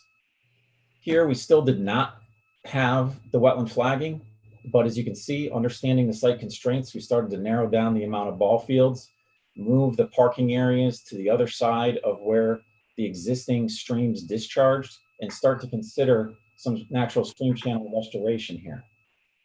And this is a May 14th, 2019 plan. So then we get into May 14th, 2019. What was the last one? Yeah, so this is another alternative that was considered on May 14th. We're starting to work with the school building committee to discuss options and different shapes of the building, different configurations. And here we started to open up the plan, recognizing we had this other stream corridor coming here. Maybe we would open this as another stream corridor and then pipe this over and tie them in where they discharge now. Again, this stepped up the hillside and created kind of multi-levels in the building. And we had kind of these bridge crossings, but we recognized at that point that this was kind of a lot of work in this area. So in October of 2019, we start pulling the parking in the building together and moving things closer, trying to minimize our wetland impacts here. And you can see the building is still relatively spread out. It's long, the wings are relatively long in the building, and they have quite a bit of space in the courtyards here. And we recognize we still have quite a bit of wetland impacts. So at this point, I believe we had these wetlands mapped, and we started discussing with our wetland scientists how we could minimize the impacts and start to shape this design a little more closely. We still had the ball field out front here. Moving on to November of 2019, we still have these long wings and open spaces here. We're trying to accommodate the stream channel restoration here, and the parking lobes are starting to shape themselves with the bus loop on the east side of the stream corridor. But we still, again, starting to look at emergency access roads, recognizing we can only get the road to here and not get a fire truck up and over the steep slopes and back and around to all sides of the building. We realized that this was going to be difficult. We started to get more input from the fire marshal wanting to have better access than this. So I'll try to move on quickly to what's closer to what you have in front of you. This was January of this year, where you can see the building has now moved up closer. These lobes of parking in the bus loops really become more formalized. You'll see the access, main access is actually looping up around the north side. What we recognize is we were cutting too much of the hillside here, and we were impacting too much around the existing school building to provide that as the main access to serve the school. So in the next iteration, we do change that access drive. And you can see we're starting to move away from the northern wetland corridors. We're getting off of this side hill wetland on the west side, and we're fitting in that full emergency access loop around here. And then this alternative here is where we show that actual fire truck access. I think it was an 18-foot wide bridge across the wetland corridor there. So our final refinement here is essentially the plan that you have before you. This highlights the wetland corridor again, where we have eliminated that large access bridge there. And you'll notice one of the biggest changes here in the building between this iteration and the next one is that these courtyards narrow up, and the architect actually shortens these wings to give us more space, because in this iteration, we're very tight to that natural stream corridor, and we need a little bit more room to make that work.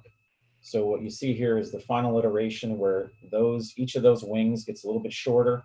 The courtyard space is narrowed down, recognizing that we probably didn't need that much program space out here, yet we're still able to incorporate, in the architect's genius way of laying out this building, all of the programs in the building and all the amenities, and giving us enough space in order to fit in our sanitary sewer access out here, as well as being able to daylight that channel.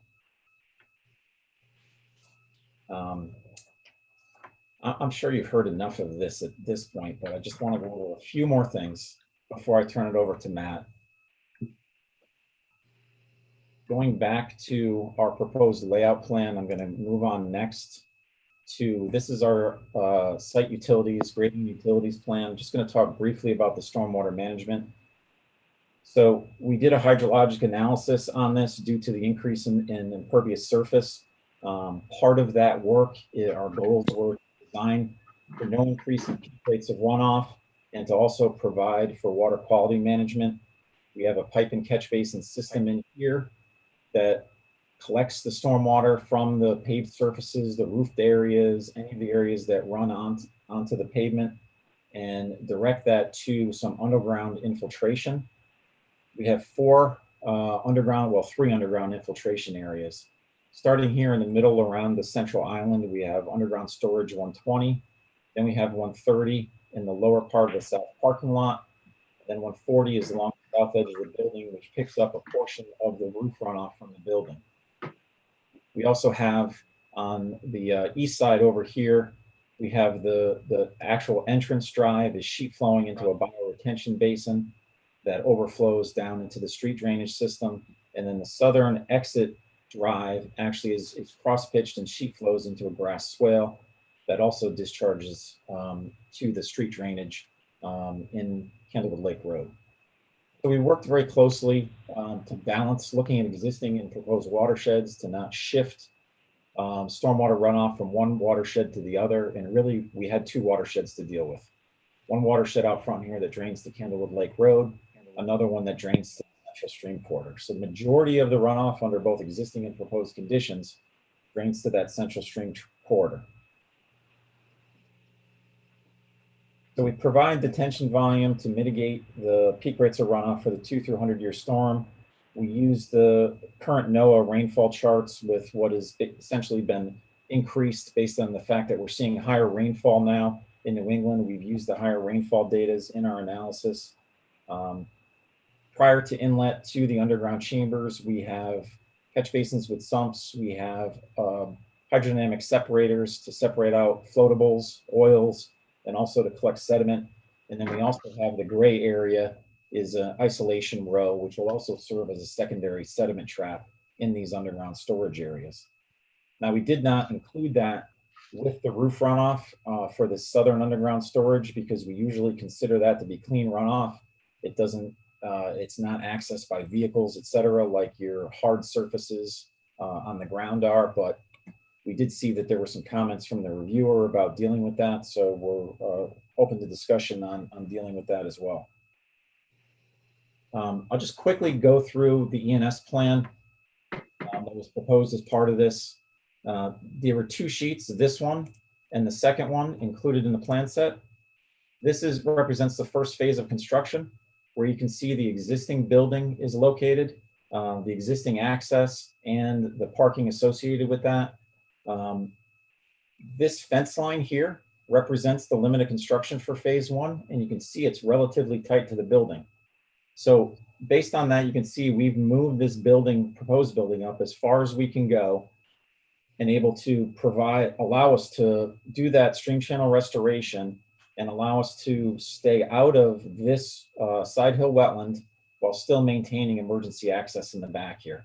This provides about 30 feet. This is the existing drop off for the school. So the buses will circulate in here, drop off kids, loop back around, and come back out through this. So this is very tight for the contractors to work and build the school. It's also a little bit tight for the buses to work in here. Everybody is given a little. We've met with the school staff as well as other staff in town and discussed this on site, and we believe this is a working plan that we've put together. This represents about 8.1 acres of total disturbance. We have a couple of sediment traps in here that break up and collect area from the majority of the development area. And then the rest of the area is kind of broken up around the perimeter of the building and the access drive and the utility corridor coming in here, and it's controlled by silt fence and hay bales. So I did go through and write down the detailed sequence, but it is on the plans. There's a lot to it. We worked with the construction manager to put together that sequence to understand how they're going to build it.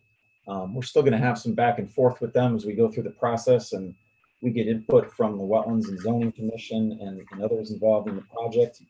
But when we move on to the next phase of this, so this is the new building being constructed, the existing school still operating in this phase.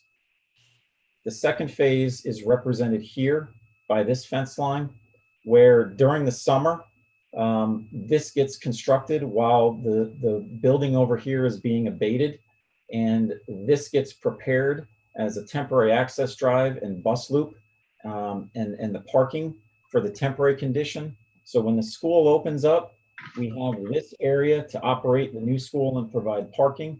And we've worked with staff to understand that this interim condition is not the ideal condition that they need to operate the school. But the contractor is going to demolish that building and the existing site improvements.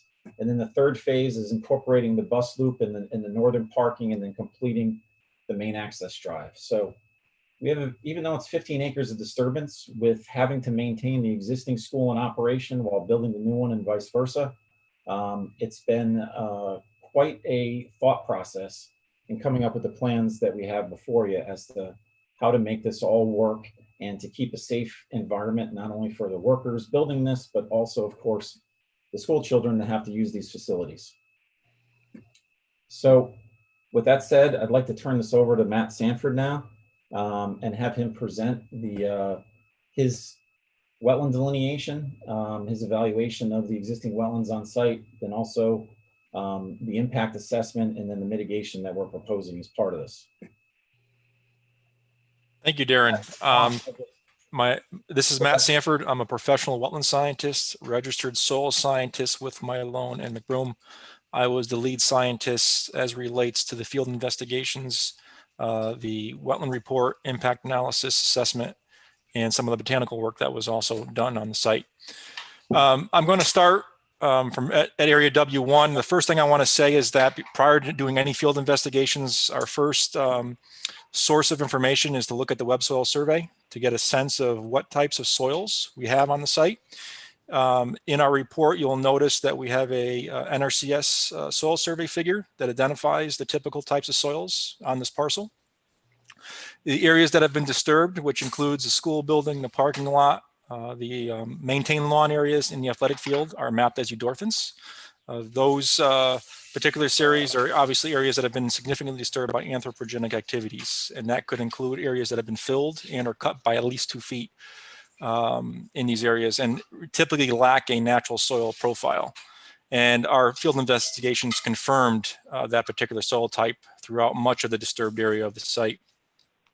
In addition to that, as we move west to the site where it becomes more wooded and more natural, those soils are the Paxton Montauk soils, moderately well-drained soils, and those occur along the western side of the site. You do get some inclusions of the Woodbridge soil as well, which is another moderately well-drained soil. Then lastly, based on the soil survey maps, the wetland soils, the poorly and very poorly drained soils, are the actually Ridgebury, Leicester, and Whitman series. And again, those were the predominant soils found within our wetlands, with probably the exception of wetland W3, which I'll talk about in a few minutes. W1, starting at the northern part of the site, is a forested wetland. It contains the main tributary to West Brook. The tributary is fed by Apple Hill Pond, located to the north of our site. This wetland is also hydrologically supported by stormwater runoff from the adjacent uplands, undeveloped uplands, as well as the residential properties to the north. If you were to actually visit the wetland, you'll see that there's a stone retaining wall, or stone wall, I should say, natural stone wall along the property line. There's an existing concrete head wall or inlet that conveys the water course under the athletic field. Some of the species here in the Palushton forested wetland include red maple, spice bush, and eastern hemlock. Adjacent to the edge of the wetland and the field, you get some invasive species such as multiflora rose, and you also have some native silky dogwood in there. One of the things to note, if you've been out to the site, is that if you looked within the inlet itself, there is a large amount of organic debris accumulated at the inlet itself. That includes leaves, sticks, large logs, etc., that actually impede conveyance of the stream into the outlet. And that brings us to our impact number one in this particular area. I think it's approximately 20 square feet of maintenance that needs to be done within this wetland, and that's in order to actually clean out the organic debris that is in front of the inlet structure. Obviously, it's considered a direct wetland impact. We consider it as a temporary impact to have to get in there, clean out the debris, remove the multiflora rose, and it's something that's going to have to be a long-term maintenance as well. Right now, because of the amount of vegetation that's there, it's kind of out of sight, out of mind, and probably doesn't get looked at very often. But it's something as with the new building that this inlet should be routinely looked at and maintained as necessary. So that is a temporary wetland impact is what I'm considering it as part of this application, and that's approximately 20 square feet. Moving to Darren, I'm going to have you slide back to sheet 1 and moving to the west to wetland W2. This wetland here is a combination of intermittent watercourse, which is the other tributary that we call the northwest tributary. This is actually intermittent in nature. We've been out there last September and the watercourse channel was dry and it's bordered or flanked by forested wetlands, both to the east and to the west. The eastern part of the wetland is a slope wetland that is relatively young in age for a forested wetland. It's got young red maple pole-sized trees in there, an understory that's fairly low in terms of density, in terms of the herbaceous. Poison ivy was one of the dominant species that we did find in the understory. This wetland actually has a part of a berm along its what would be its southern edge. And again, I think it was part of the athletic fields in terms of creating the athletic fields, as well as preventing water, surface water, from actually flowing out into the athletic fields. They've created a little bit of an earthen berm along this edge. Primarily supported by stormwater runoff from the undeveloped uplands to the north, as well as some groundwater breakout on occasion. Dominant wetland plants, as I talked about, is predominantly red maple. There's some spice bush mixed in, some sensitive fern and poison ivy in this particular area. This is another impact area that we have, which is a little larger than the first tributary. This one has 600 square feet of impact. And this is associated with actually changing the existing invert of the existing inlet that is there today. We need to change that invert elevation to allow the water to be conveyed in the new pipe. And in order to do that, we have to actually do some grading and some clearing of vegetation in this area. Again, when you look at it, there is a direct wetland impact. There are trees that are actually growing up against the existing head wall, which again, over time could jeopardize that integrity of the head wall, as well as some debris that's accumulated at the inlet. So this is kind of a dual fold impact. First, we have to obviously change the invert, but also it's a maintenance activity. And again, it's an activity that from a maintenance perspective, as the school gets developed, long-term should be monitored. And on occasion, debris will have to be removed from this culvert over the long term. And that was 600 square feet. Moving to wetland number 3 is our slope wetland. This wetland is very interesting. We went back and forth in terms of the soil types that were there. If you look at it, it does not match, the soil types do not match the typical Ridgebury, Leicester, Whitman. It's a very compacted silt loam in this area, likely a result of cutting into the existing subsoil underneath this area, as well as we think they may have at one point, when there was an original stream corridor, may have pushed some of the old wetland soils that were along the stream corridor up onto the slope. It looks like it was bulldozed and compacted very tightly in this area. And what currently happens is, as the water flows from the uplands to the west, to the east, it breaks out right at the top of the slope, and has allowed the formation of what is a wet meadow wetland predominantly, with some scattered trees and some forested wetland components, specifically along its southern boundary. One of the things that Darren had noted in his presentation was that there is an underdrain or curtain drain at the base of this wetland. It's a gravel drain that actually has a perforated drain pipe that actually goes in two directions. The wetland, if you kind of split the wetland in half, so the northern half of it actually drains to wetland W2. And that pipe actually discharges right at the inlet of the W2 pipe. And then the southern half of wetland 3 actually drains to the south towards what we believe is W6. So we believe that pipe actually extends all the way under the ball fields through W4 and down towards W6 from what we've seen in terms of how water moves through this area. There is an impact associated with W3, specifically along its southern edge for the grading of the access road. And so there is a permanent impact associated with that. And that number is 130 square feet. Moving on to wetland 4. This is a wetland that is an isolated wetland that may have at one time been a larger or maybe hydrologically connected to other wetlands on site. But with all the disturbance that has occurred on this site, it's become isolated. It's relatively small in size. It's approximately 930 square feet in size. It does see occasional ponding of water during the spring. It's persistent enough to allow the formation of hydric soils in this particular area. And some of the vegetation is also indicative of the facultative wet community. So that was flagged as such. We are proposing to fill this entire wetland. Again, it's isolated, low functions of values, given its size, given its habitat value, and given the amount of disturbance around it.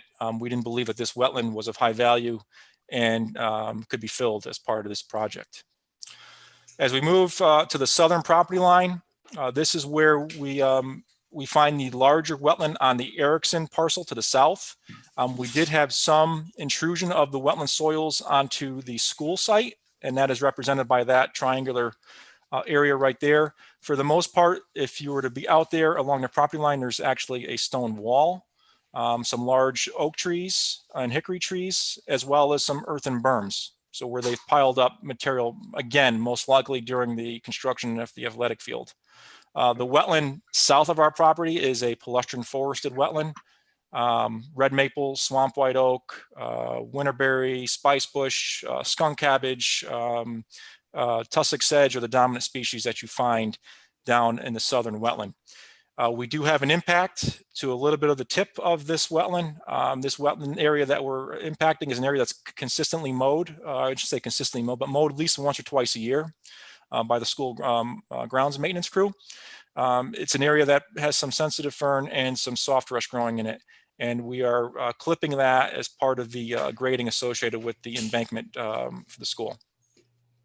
The black hatch pattern that you see in wetland 6 as we move to the east is an area that we found to have hairy fruited sedge, which is a listed special concern species in the state of Connecticut. When I was out there, I saw the particular plant and retained Chris Mangels, one of Connecticut's top botanists, to come out and also confirm my findings of that particular plant.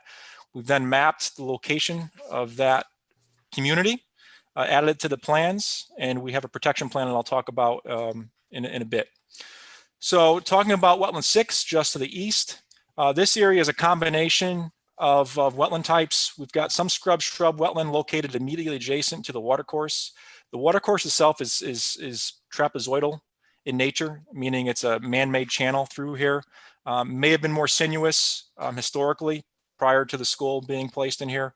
The wetland on the eastern side of W6 is primarily maintained lawn, and it has a small scrub shrub edge to it.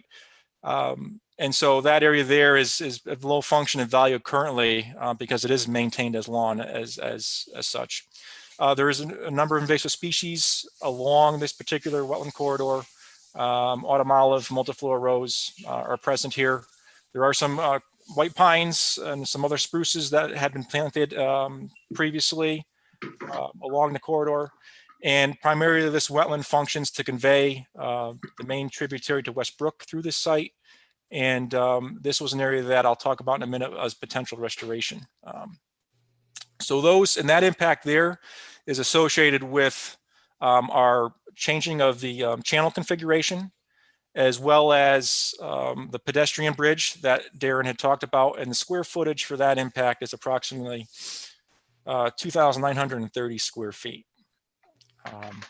So that goes through the impacts, the function values, and the existing conditions. I'd like to talk about our restoration measures that we are proposing for the project, and we'll go to the landscape plan. So we've talked at length. I think the first one I'll start with is the channel daylighting. This was something that we felt was an important component of the project from the environmental standpoint, but also from the potential educational opportunities that exist with the school, and being able to show how a box culvert can then be converted into an open channel, a natural channel. The channel itself is approximately 205 linear feet long.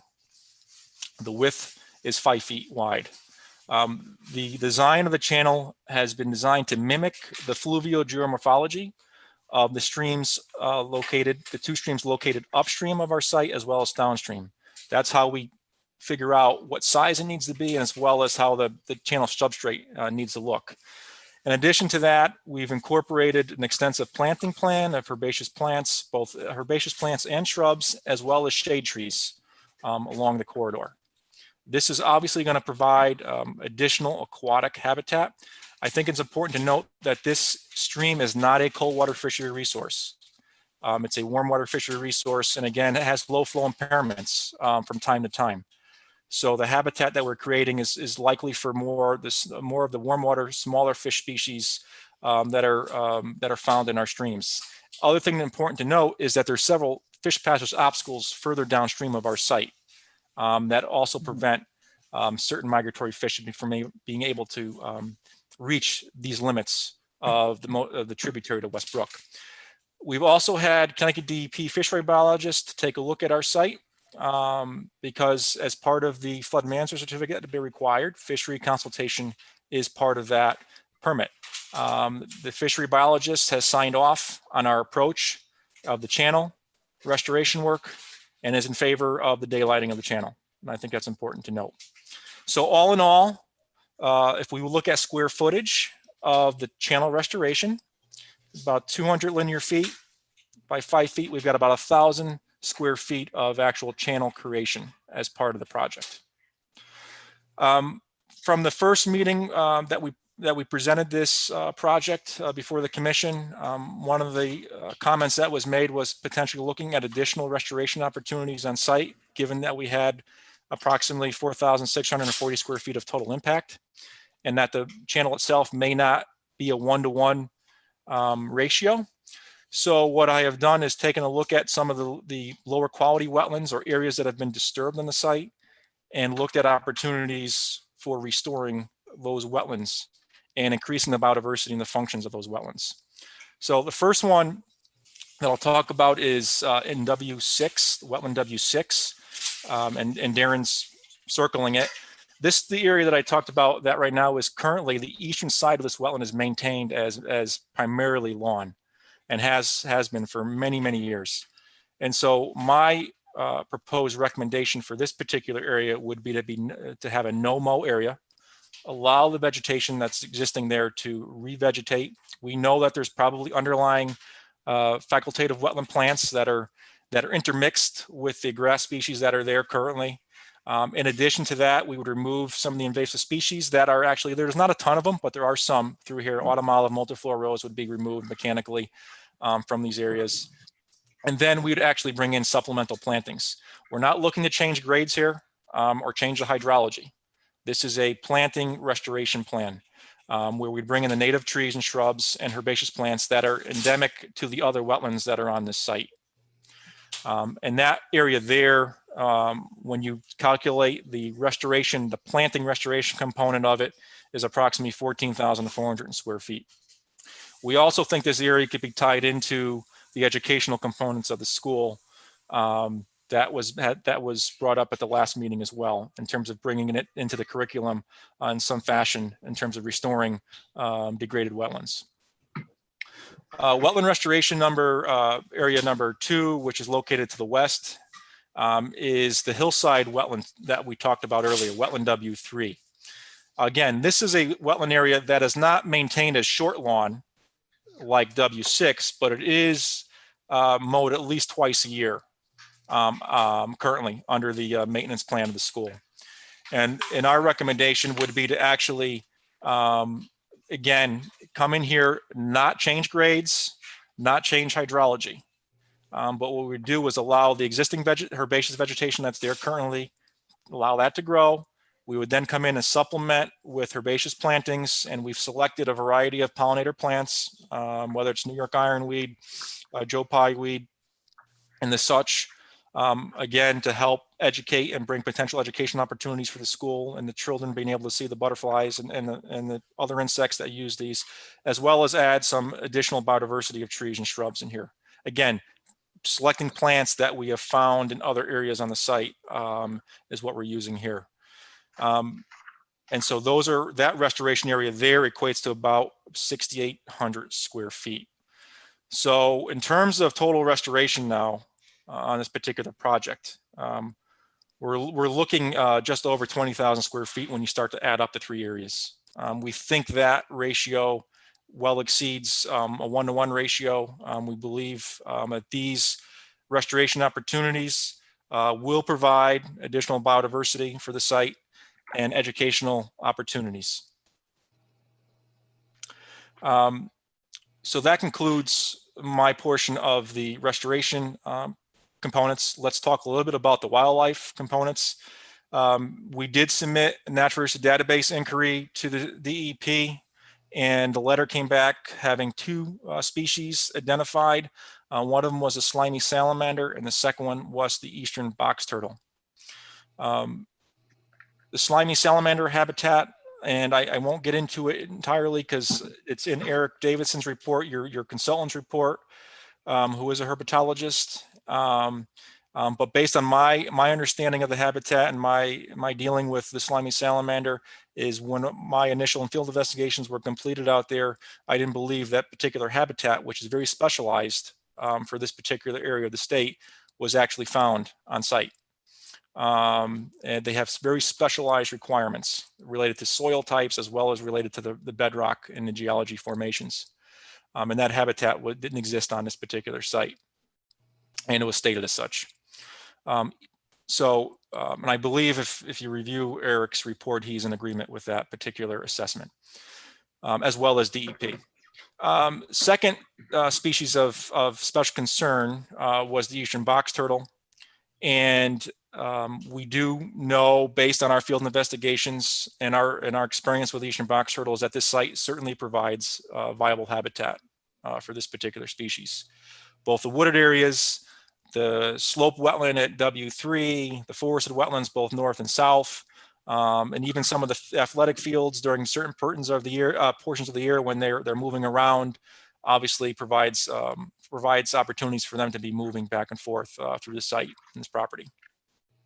So what we had done on our project was we had implemented protection strategies, and Darren has actually pulled the protection strategies up. These are directly from Connecticut DEP and their protection requirements. These are on the plan. These will be followed by the contractor in order to protect the species. I'm not going to go through each one of them in detail, but they are there. They're part of the record. And I believe Eric Davidson, your technical third-party review, wanted to add one additional one up front of the notes, which would have somebody retain a herpetologist to make sure that they actually review the site prior to any land clearing or installation of silt fence. And then immediately after the silt fence is installed, to have that same herpetologist do a sweep through those areas. And we're going to certainly add those notes and add a response to that comment. Lastly, but not least, we obviously are in receipt of 2 of the comment letters from your technical reviewers as relates to the ecology and biology of the site. Eric Davidson has completed his wetlands assessment on my functions and values report. As well as our, Excuse me. Sure. Could you go back 2 drawings to that list of box turtle? Strategy. Yep. Thank you. See, I just want to get that because I want to talk about that later. I didn't want to interrupt you, but I'm missing that drawing. I can't see which drawing number that is. It's Darren, a ENS control plan, C1.70. C1.70. Thank you. Sorry to cut you off there. No, no problem. So just quickly to talk about the 2 comment letters that we've received. We're obviously going to prepare formal responses for both of them. I think in general, they were in agreement with my findings on the site as it relates to the wetland functions and values and the impacts. I know they did not have an opportunity to see the restoration plan that I presented this evening, but I assume they will have some comments on that as well. The botanist also had some recommendations for incorporating some additional plants within our planting plan, and we'll do so as we address those particular comments. And at this time, I believe that concludes my portion of the presentation. So with that said, I think Matt and I are done with our presentation on this, and we'd be happy to address any comments or questions from the commission. Okay. Well, thank you for that. Like I said, I think what we'd like to do is let me give my colleagues and the commissioners a chance to ask some questions. And when we get to a sort of a logical break point there, then we're going to go and ask the public, if the public members, people who are watching, have some questions about the wetlands impact. So we'll start first with, like I said, the commissioners' questions. I have a whole bunch. Do you want to wait? I have lots of things to go through, probably 10. Yeah, I do too. I was thinking about that, Mark. Maybe I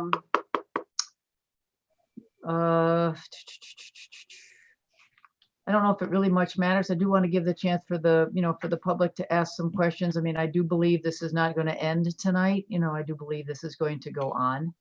I agree.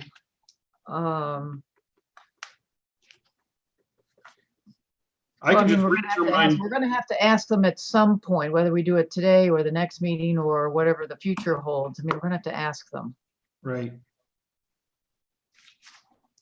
Well, why don't I run through whatever I didn't cover that other members want to cover, they can ask. Yep, there you go. Is that okay with you? Yep. Right. I'm just going to run through these quick, guys. Stop me if you want to respond now. Most of them, I'm sure you're going to respond to in your answers to our experts and some of my own questions here. I just want to point out a few things. From Trinkus Engineering, Low Impact Sustainable Development, he's got a couple of points here. I just want to make sure they're on the record early. There'll be significant increase in the volume of runoff. Stream's going to experience a 29% increase. That will cause erosion. Your design will not come close to meeting the DEP goal of reducing total suspended solids by 80% post-development. Runoff of the roof from the proposed school buildings not being treated at all based on what we see. There's filling of several areas of wetlands. The erosion sediment control plan is not going to adequately protect the down gradient wetlands. For almost 5,000 square feet of wetlands, direct impact. He's got lots of great questions in here. One thing I definitely going to need to see is plans for snow plowing and snow storage, snow management, whether you're doing any salting, anything like that. The one thing is you, Matt, gave a great presentation on redirecting the 2 existing pipe systems, but he doesn't see that this, well, he states this will not replicate a natural stream for the following reasons. Has a uniform slope, uniform cross-section, no pools or ripples. This should not be considered mitigation for the filling of other wetlands. And his professional opinion will not provide aquatic habitat as a natural stream. Another big one, because I've come up with this time and time again, your phase 1 disturbance should be, according to DEP guidelines, less than 5 acres at a time. You've got I saw about 6.5. He says over 8 acres you're trying to do it at phase 1. We're gonna have to look at that. Let's see. Discharge of turbid runoff during active construction. Stormwater management systems not going to reduce pollutant loads, all kinds of things like that. And as far as this hairy fruited sedge, I'm going to Cowan Eco Designs now. He says it was observed in full leaf. It's an uncommon plant. It's worthy of consideration in maintaining biodiversity. When I go to your Christopher Mangel's report, your botanical and ecological consultant from November 12th, 2019, the presence of hairy fruited sedge was confirmed. It's collated into the state rare species reporting form. The floristic richness of this site, including the possibility of additional state listed species, certainly merits further investigation. Recommendations: additional survey work.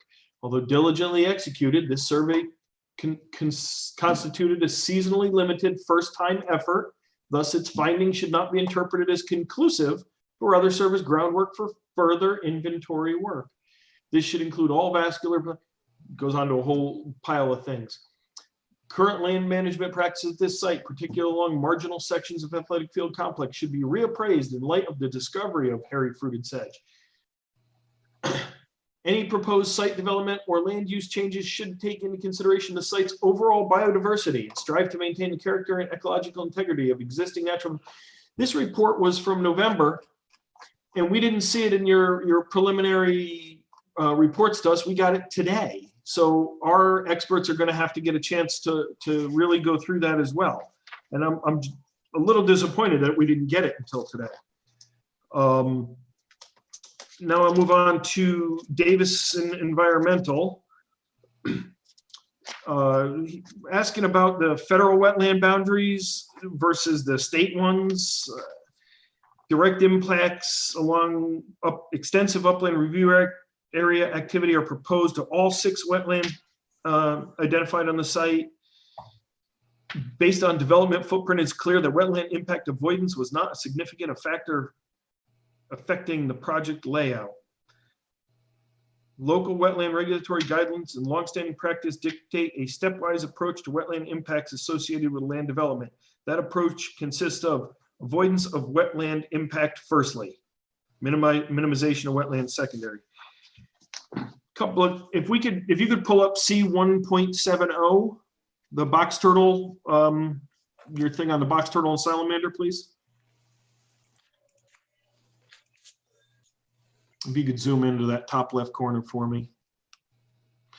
So just as I quickly read through this, comment number 9, avoid degradation of wetland habitats, including any wet meadows and seasonable pools. Number 12, avoid and limit any equipment use within 50 feet of streams and brooks. I don't see that happening.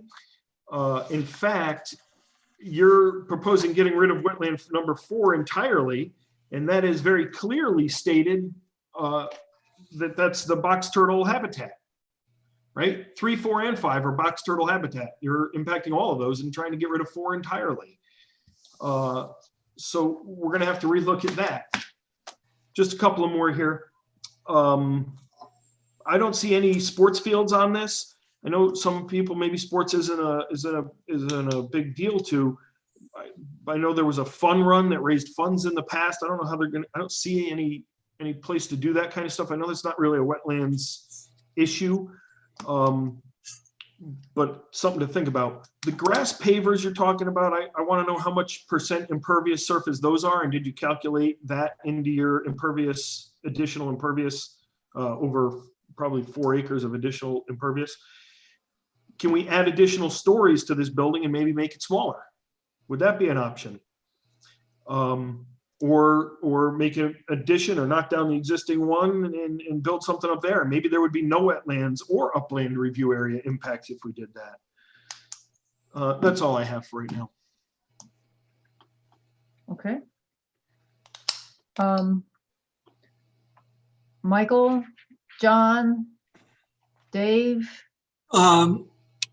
You have covered everything I had in my head after reading those reports.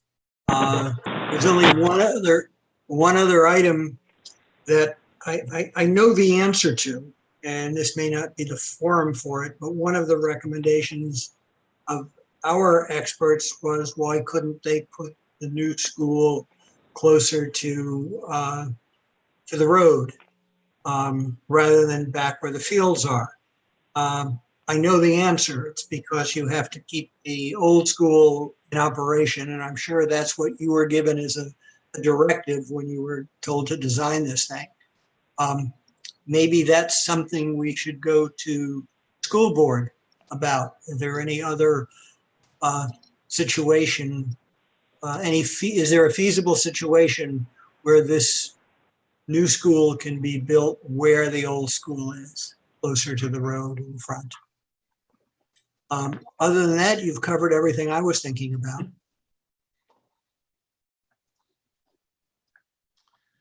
Thanks, Michael. Again, John, Dave? I'm okay with everything. Okay. John, still with us? I know you were on, we had to mute you, so. I don't know if he's unmuted and. John got is it. still muted. There he is. I'm still here. Yeah, no, any questions, John? We No, just no, wanna, I think okay. everything is pretty well covered, particularly, yeah. Yeah. Yeah, I said the questions that I had very, very similar. I said, but one of them was, the stream uncovering. I obviously see the qualitative, impact of that and the qualitative benefits of it. I didn't see anything that was sort of quantitative associated with that. I know, Matt, you mentioned things like there could be fish. I didn't see anything that talked about what kind of fish are there. And I was actually looking for, kind of related to some of the things that Michael and Mark talked about, we are impacting permanently, an amount of habitat for the eastern boxwood turtle. And what I was looking for was, where is that going to be replicated? Is there an opportunity to replicate that? And I was wondering specifically, if there's an opportunity, for maybe some wetlands creation in that area near, like, wetland 6, where you were talking about putting back, some some of the vegetation there. You can kind of see, wetland 6 moving back into, I think it's 5. I got my numbers right here. Was there a chance to maybe recreate some wetlands in that area? There's a, like a little pocket, if you will, by around where the sedge is. Is there something that can be done in that area? I was looking for also the details, and maybe you have them. I was looking for the details of how many sort of, oaks and pines and trees need to come down in the identified wetlands area. I was looking for the numbers there. I did a quick look at some of the plantings, that you've got proposed for that area. I see a lot of species there are native. I happen to notice a couple that I don't think are native Connecticut species. The one that really stood out, I think, is like Acer griseum. I don't believe that's a native to Connecticut. I can see where you put it. It's sort of like a feature tree there on the median. It took me a while to find it, but I did. But I would just, I said, I've just finished that list of, that list of plants, and let's be sure that everything there is, is a North, New England native species. Those are my questions. I said a lot of them were picked up, by, Mr. Trinkus, Mr. Davison, and Mr. Cowan. So those are, I think, some questions that I think the commissioners will be looking for, maybe in some, some follow-on documentation. So unless my fellow commissioners have any more questions, I'd like to move to maybe a public, sort of a public part of the, of this. So I'd like to ask for the people that are on the phone, this is an opportunity at this juncture to ask questions about, about the plan and really related to wetlands. So that's the focus of this public hearing, the plans and wetlands. It is not related to school operations or traffic or those kinds of questions. So if you've got questions about how the plan is put together, wetlands, stormwater management, we are or questions about the process, we'd like to entertain those now. So again, I think everyone is on mute. So again, there's raise your hand, or you can unmute yourself. And let's see if we've got some questions from those who are with us on the Zoom meeting.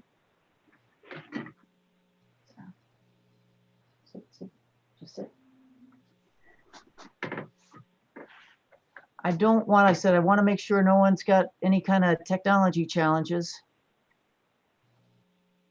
I don't know, Alice, I don't see anybody. I don't see the icon for raise your hand. I see yes, no, go slower, go faster, but I don't see that anymore. Yeah, I don't see that either. They could try a group chat, maybe saying, I want to speak or something, or there's a clap or a thumbs up, thumbs down. They can do anything. Can we just unmute everybody for a moment? Is that possible? And this is questions of clarification, correct? Right, questions of clarification. Let's just unmute everybody here. We'll be mindful if we get a lot of background noise, we'll have to mute you, but let's just unmute everybody just in case there's some technical issue. Anybody have a question about wetlands or the plans or the process? We'll need your name and address. Sure, I'll give it a try. Sure, good. My name is Brian Lynch, Belden Hill Road. My question is, I see that wetlands location number 4 is eliminated. Number 5 and number 6 are impacted. I was just curious. I understand in the Erickson Farm property, there has been a sighting of the box turtle, and they've instructed the vendor or consultant that mows the field. The Conservation Commission has asked them to stop mowing the Erickson field because of this box turtle, and that wetlands continues on over into the school and affected zone. So I'm a bit concerned that maybe the inventory of endangered species, which was done, I guess, according to what I'm listening to, quite some time ago, some of these species probably are, not real active in November, and just concerned that we're having more of an impact than what's being portrayed in the application. I'd like to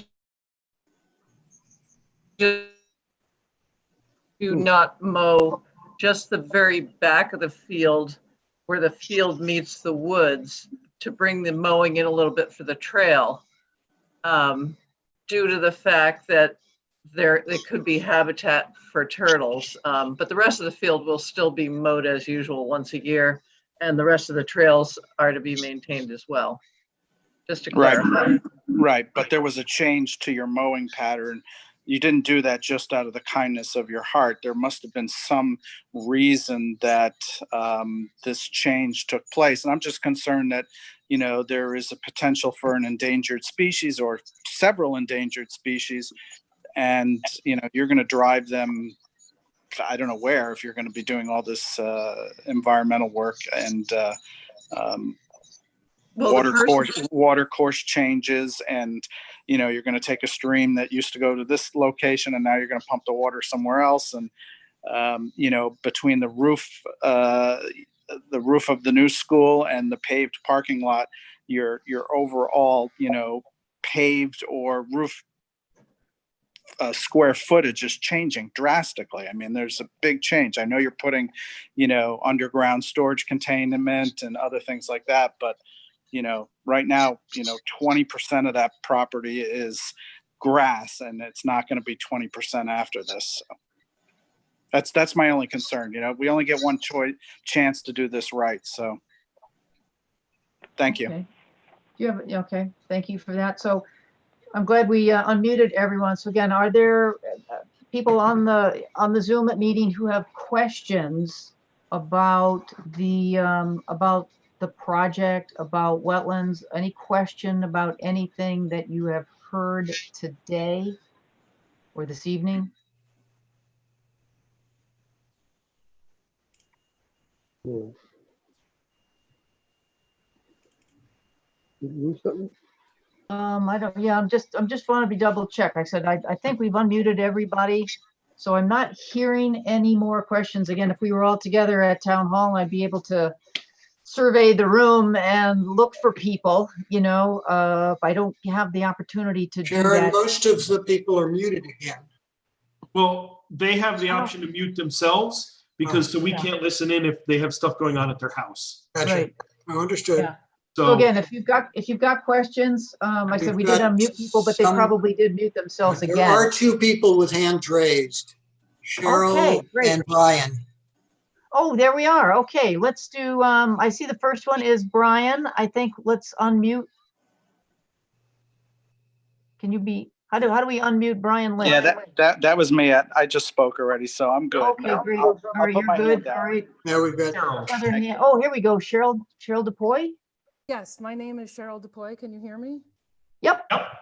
93 Candlewood Lake Road. So I'm at the bottom of the Huckleberry Hills School. I just wanted to say that I'm very happy that you're looking into the runoff of Huckleberry Hills School water, because the 4 houses at the bottom of the school have had problems with high, what's it called, Art? High chlorides in our water due to runoff from Huckleberry Hill as well as the road. So it was nice to hear Mark talk about how they're going to look into that to make sure that they can prevent that from happening. Okay. Do you have any question that I didn't hear a question? Is there anything about the project that we could provide or the applicant could provide some more information about?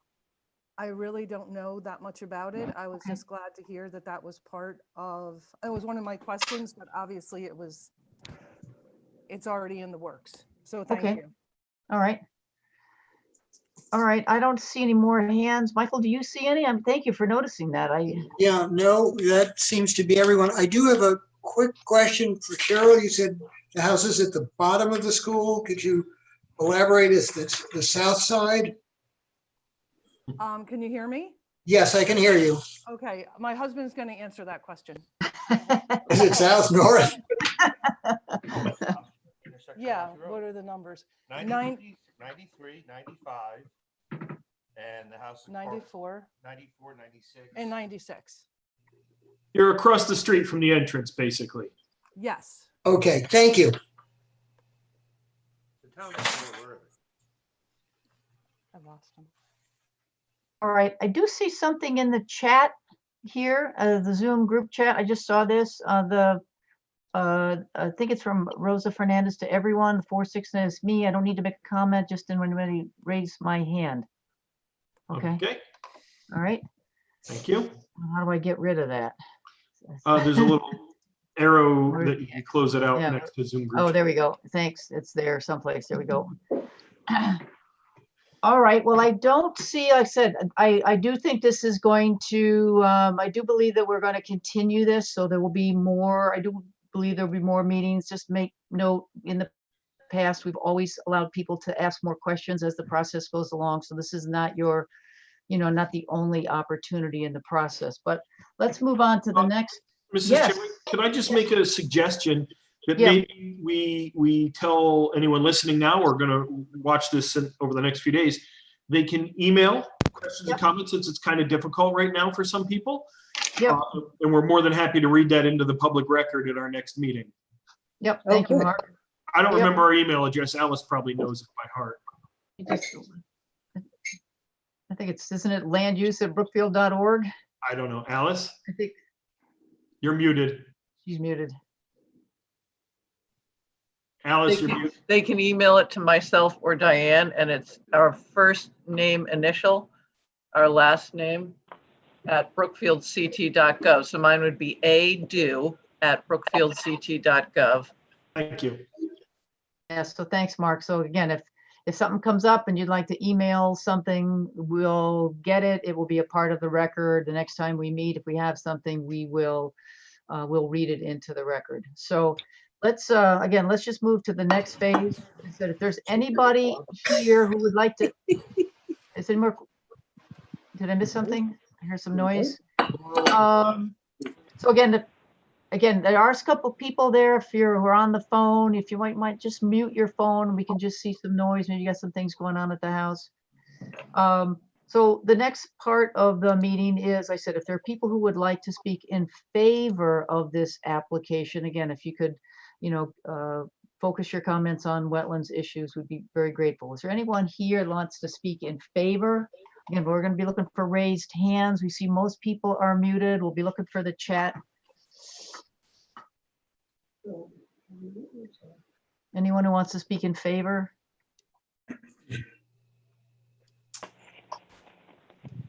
I see nothing.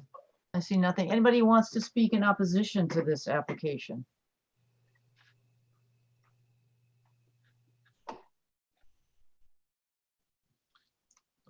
Again, I see nothing. I don't see any hands. Again, everybody's muted. I think you can unmute yourself, or you can ask to be unmuted, and we'll be looking for that. Right. Okay. All right. Well, thank you, everyone. Again, I think we're close to maybe entertaining a motion to continue this. Mike, let me open it to my fellow commissioners. Anybody want to have any additional questions before we entertain a motion to continue? No. Anything from the applicant? Anything you guys would like to, based on either anything that Mark and I mentioned, or Michael or John or Dave, anything you guys, again, we know you normally would provide some additional information, written, anything you guys want to add before, again, we entertain a motion to continue? This is Darren Overton from Malone and McBroom. We certainly appreciate the commission's time and listening to our presentation and carefully reviewing this. In light of the late hour, I think our preference would be to review the reports that have come in and carefully respond to not only those reports, but the commission's concerns tonight. One thing I would like to add is that as far as the options on the site, this was part of a prior planning study that looked at, I think, town-wide different areas for a consolidated middle school, and this was chosen as the best location. We have vetted with the school staff whether there is available swing space where we could move the children from Huckleberry School and be able to, have the contractor have the site to themselves to tear down the building and consider the whole site. And that has been vetted in the past as not an option. So that is why we have proceeded in the manner that we have, and understanding that it's a design constraint that we need to maintain the occupancy of the existing school and find a way to build the new school around it while that continues to be in operation, recognizing the time frame that it takes to build a new school such as this. So I just wanted to get that out there, that one point for tonight. The rest, I think we would just like to address at the next meeting. And certainly if there's any other comments that come in, anything that comes to mind, if you could get those to Alice or other staff and forward those to us, we'd be happy to try and address those all for the next meeting. Great. Well, again, I just want to say thank you guys. I appreciate all the written documentation. It's huge, particularly we got a big project like this to have the written stuff. And Matt, again, I saw some nice things in your report here. The way that you, the way you did the assessment of the wetlands and such. I hadn't seen that before, and I thought that was extremely, extremely helpful as I was going through this. So I just wanted to compliment you on that. All right. How about a motion to continue this? I will make a motion that we continue. Is there someone want to say something? Wait. I was going to say so moved. Oh, okay. I'm going to make a little bit more of an official. I move that we continue the public hearing for 100 Candlewood Lake Road, number W20-24, to our next regularly scheduled meeting on July the 13th, 2020. All right, Dave, I'll take that as a second. Your earlier comment. Okay. Okay. All right, so Yep. Dave seconds. Any discussion on the motion to continue? No. All right, all those in favor of the motion? Aye. Aye. Aye. Any opposed? All right, motion carries. All right, so for those of you who are on the Zoom meeting, I said the public hearing for the school has ended. We're going to move back to our normal agenda. So, and again, so thank you for everyone who provided some comments and questions. We'll be here again in 2 weeks. Again, thank you for your time. All right, all right, guys. All right, let's move on our agenda. Again, the public hearing is done. Minutes of other boards and commissions. Review of the previous minutes, June 8th, 2020. They looked fine to me, but I only personally looked at them. Yeah, I went over them from my notes and found them fine, so I would make a motion that we accept the minutes of the June 8th remote meeting as written. Okay, thank you, Second. Michael. A second? Is that Second. Mark? Second. All right, Mark. Yep, I got Mark. All those in favor? Aye. Aye. Aye. Aye, okay. Any, but do we have any abstentions? No, Is everybody here? Everybody was here, right? I believe everybody was here. Well, let's see. Benny Frankel, Myers, and yes.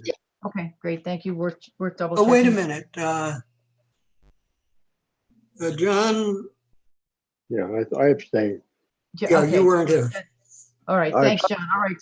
So a correction here. The motion carries 4-0 with one abstention. Mhm. All right, with the lateness of the hour, I would like to jump through the informal discussion and maybe move to adjournment. Oh dear, I had a couple hours on carrying. Yeah, okay, good. Hold them because we want to talk about them. No, I want to talk about riparian buffers too, but not tonight. someday. Someday, someday soon. What I will do is make a motion that we adjourn tonight's meeting. All right, thank you, Michael. Do I have a second? Second. Second. All right, I saw Mark second. All those in favor? Aye. Aye. Opposed? All right, motion carries 5-0. The meeting is adjourned. Thank you, everyone. Oh, good Well night. done, Sharon. Thank you very much. And Sharon, incidentally, it's in 3 weeks, not 2 weeks, the 13th.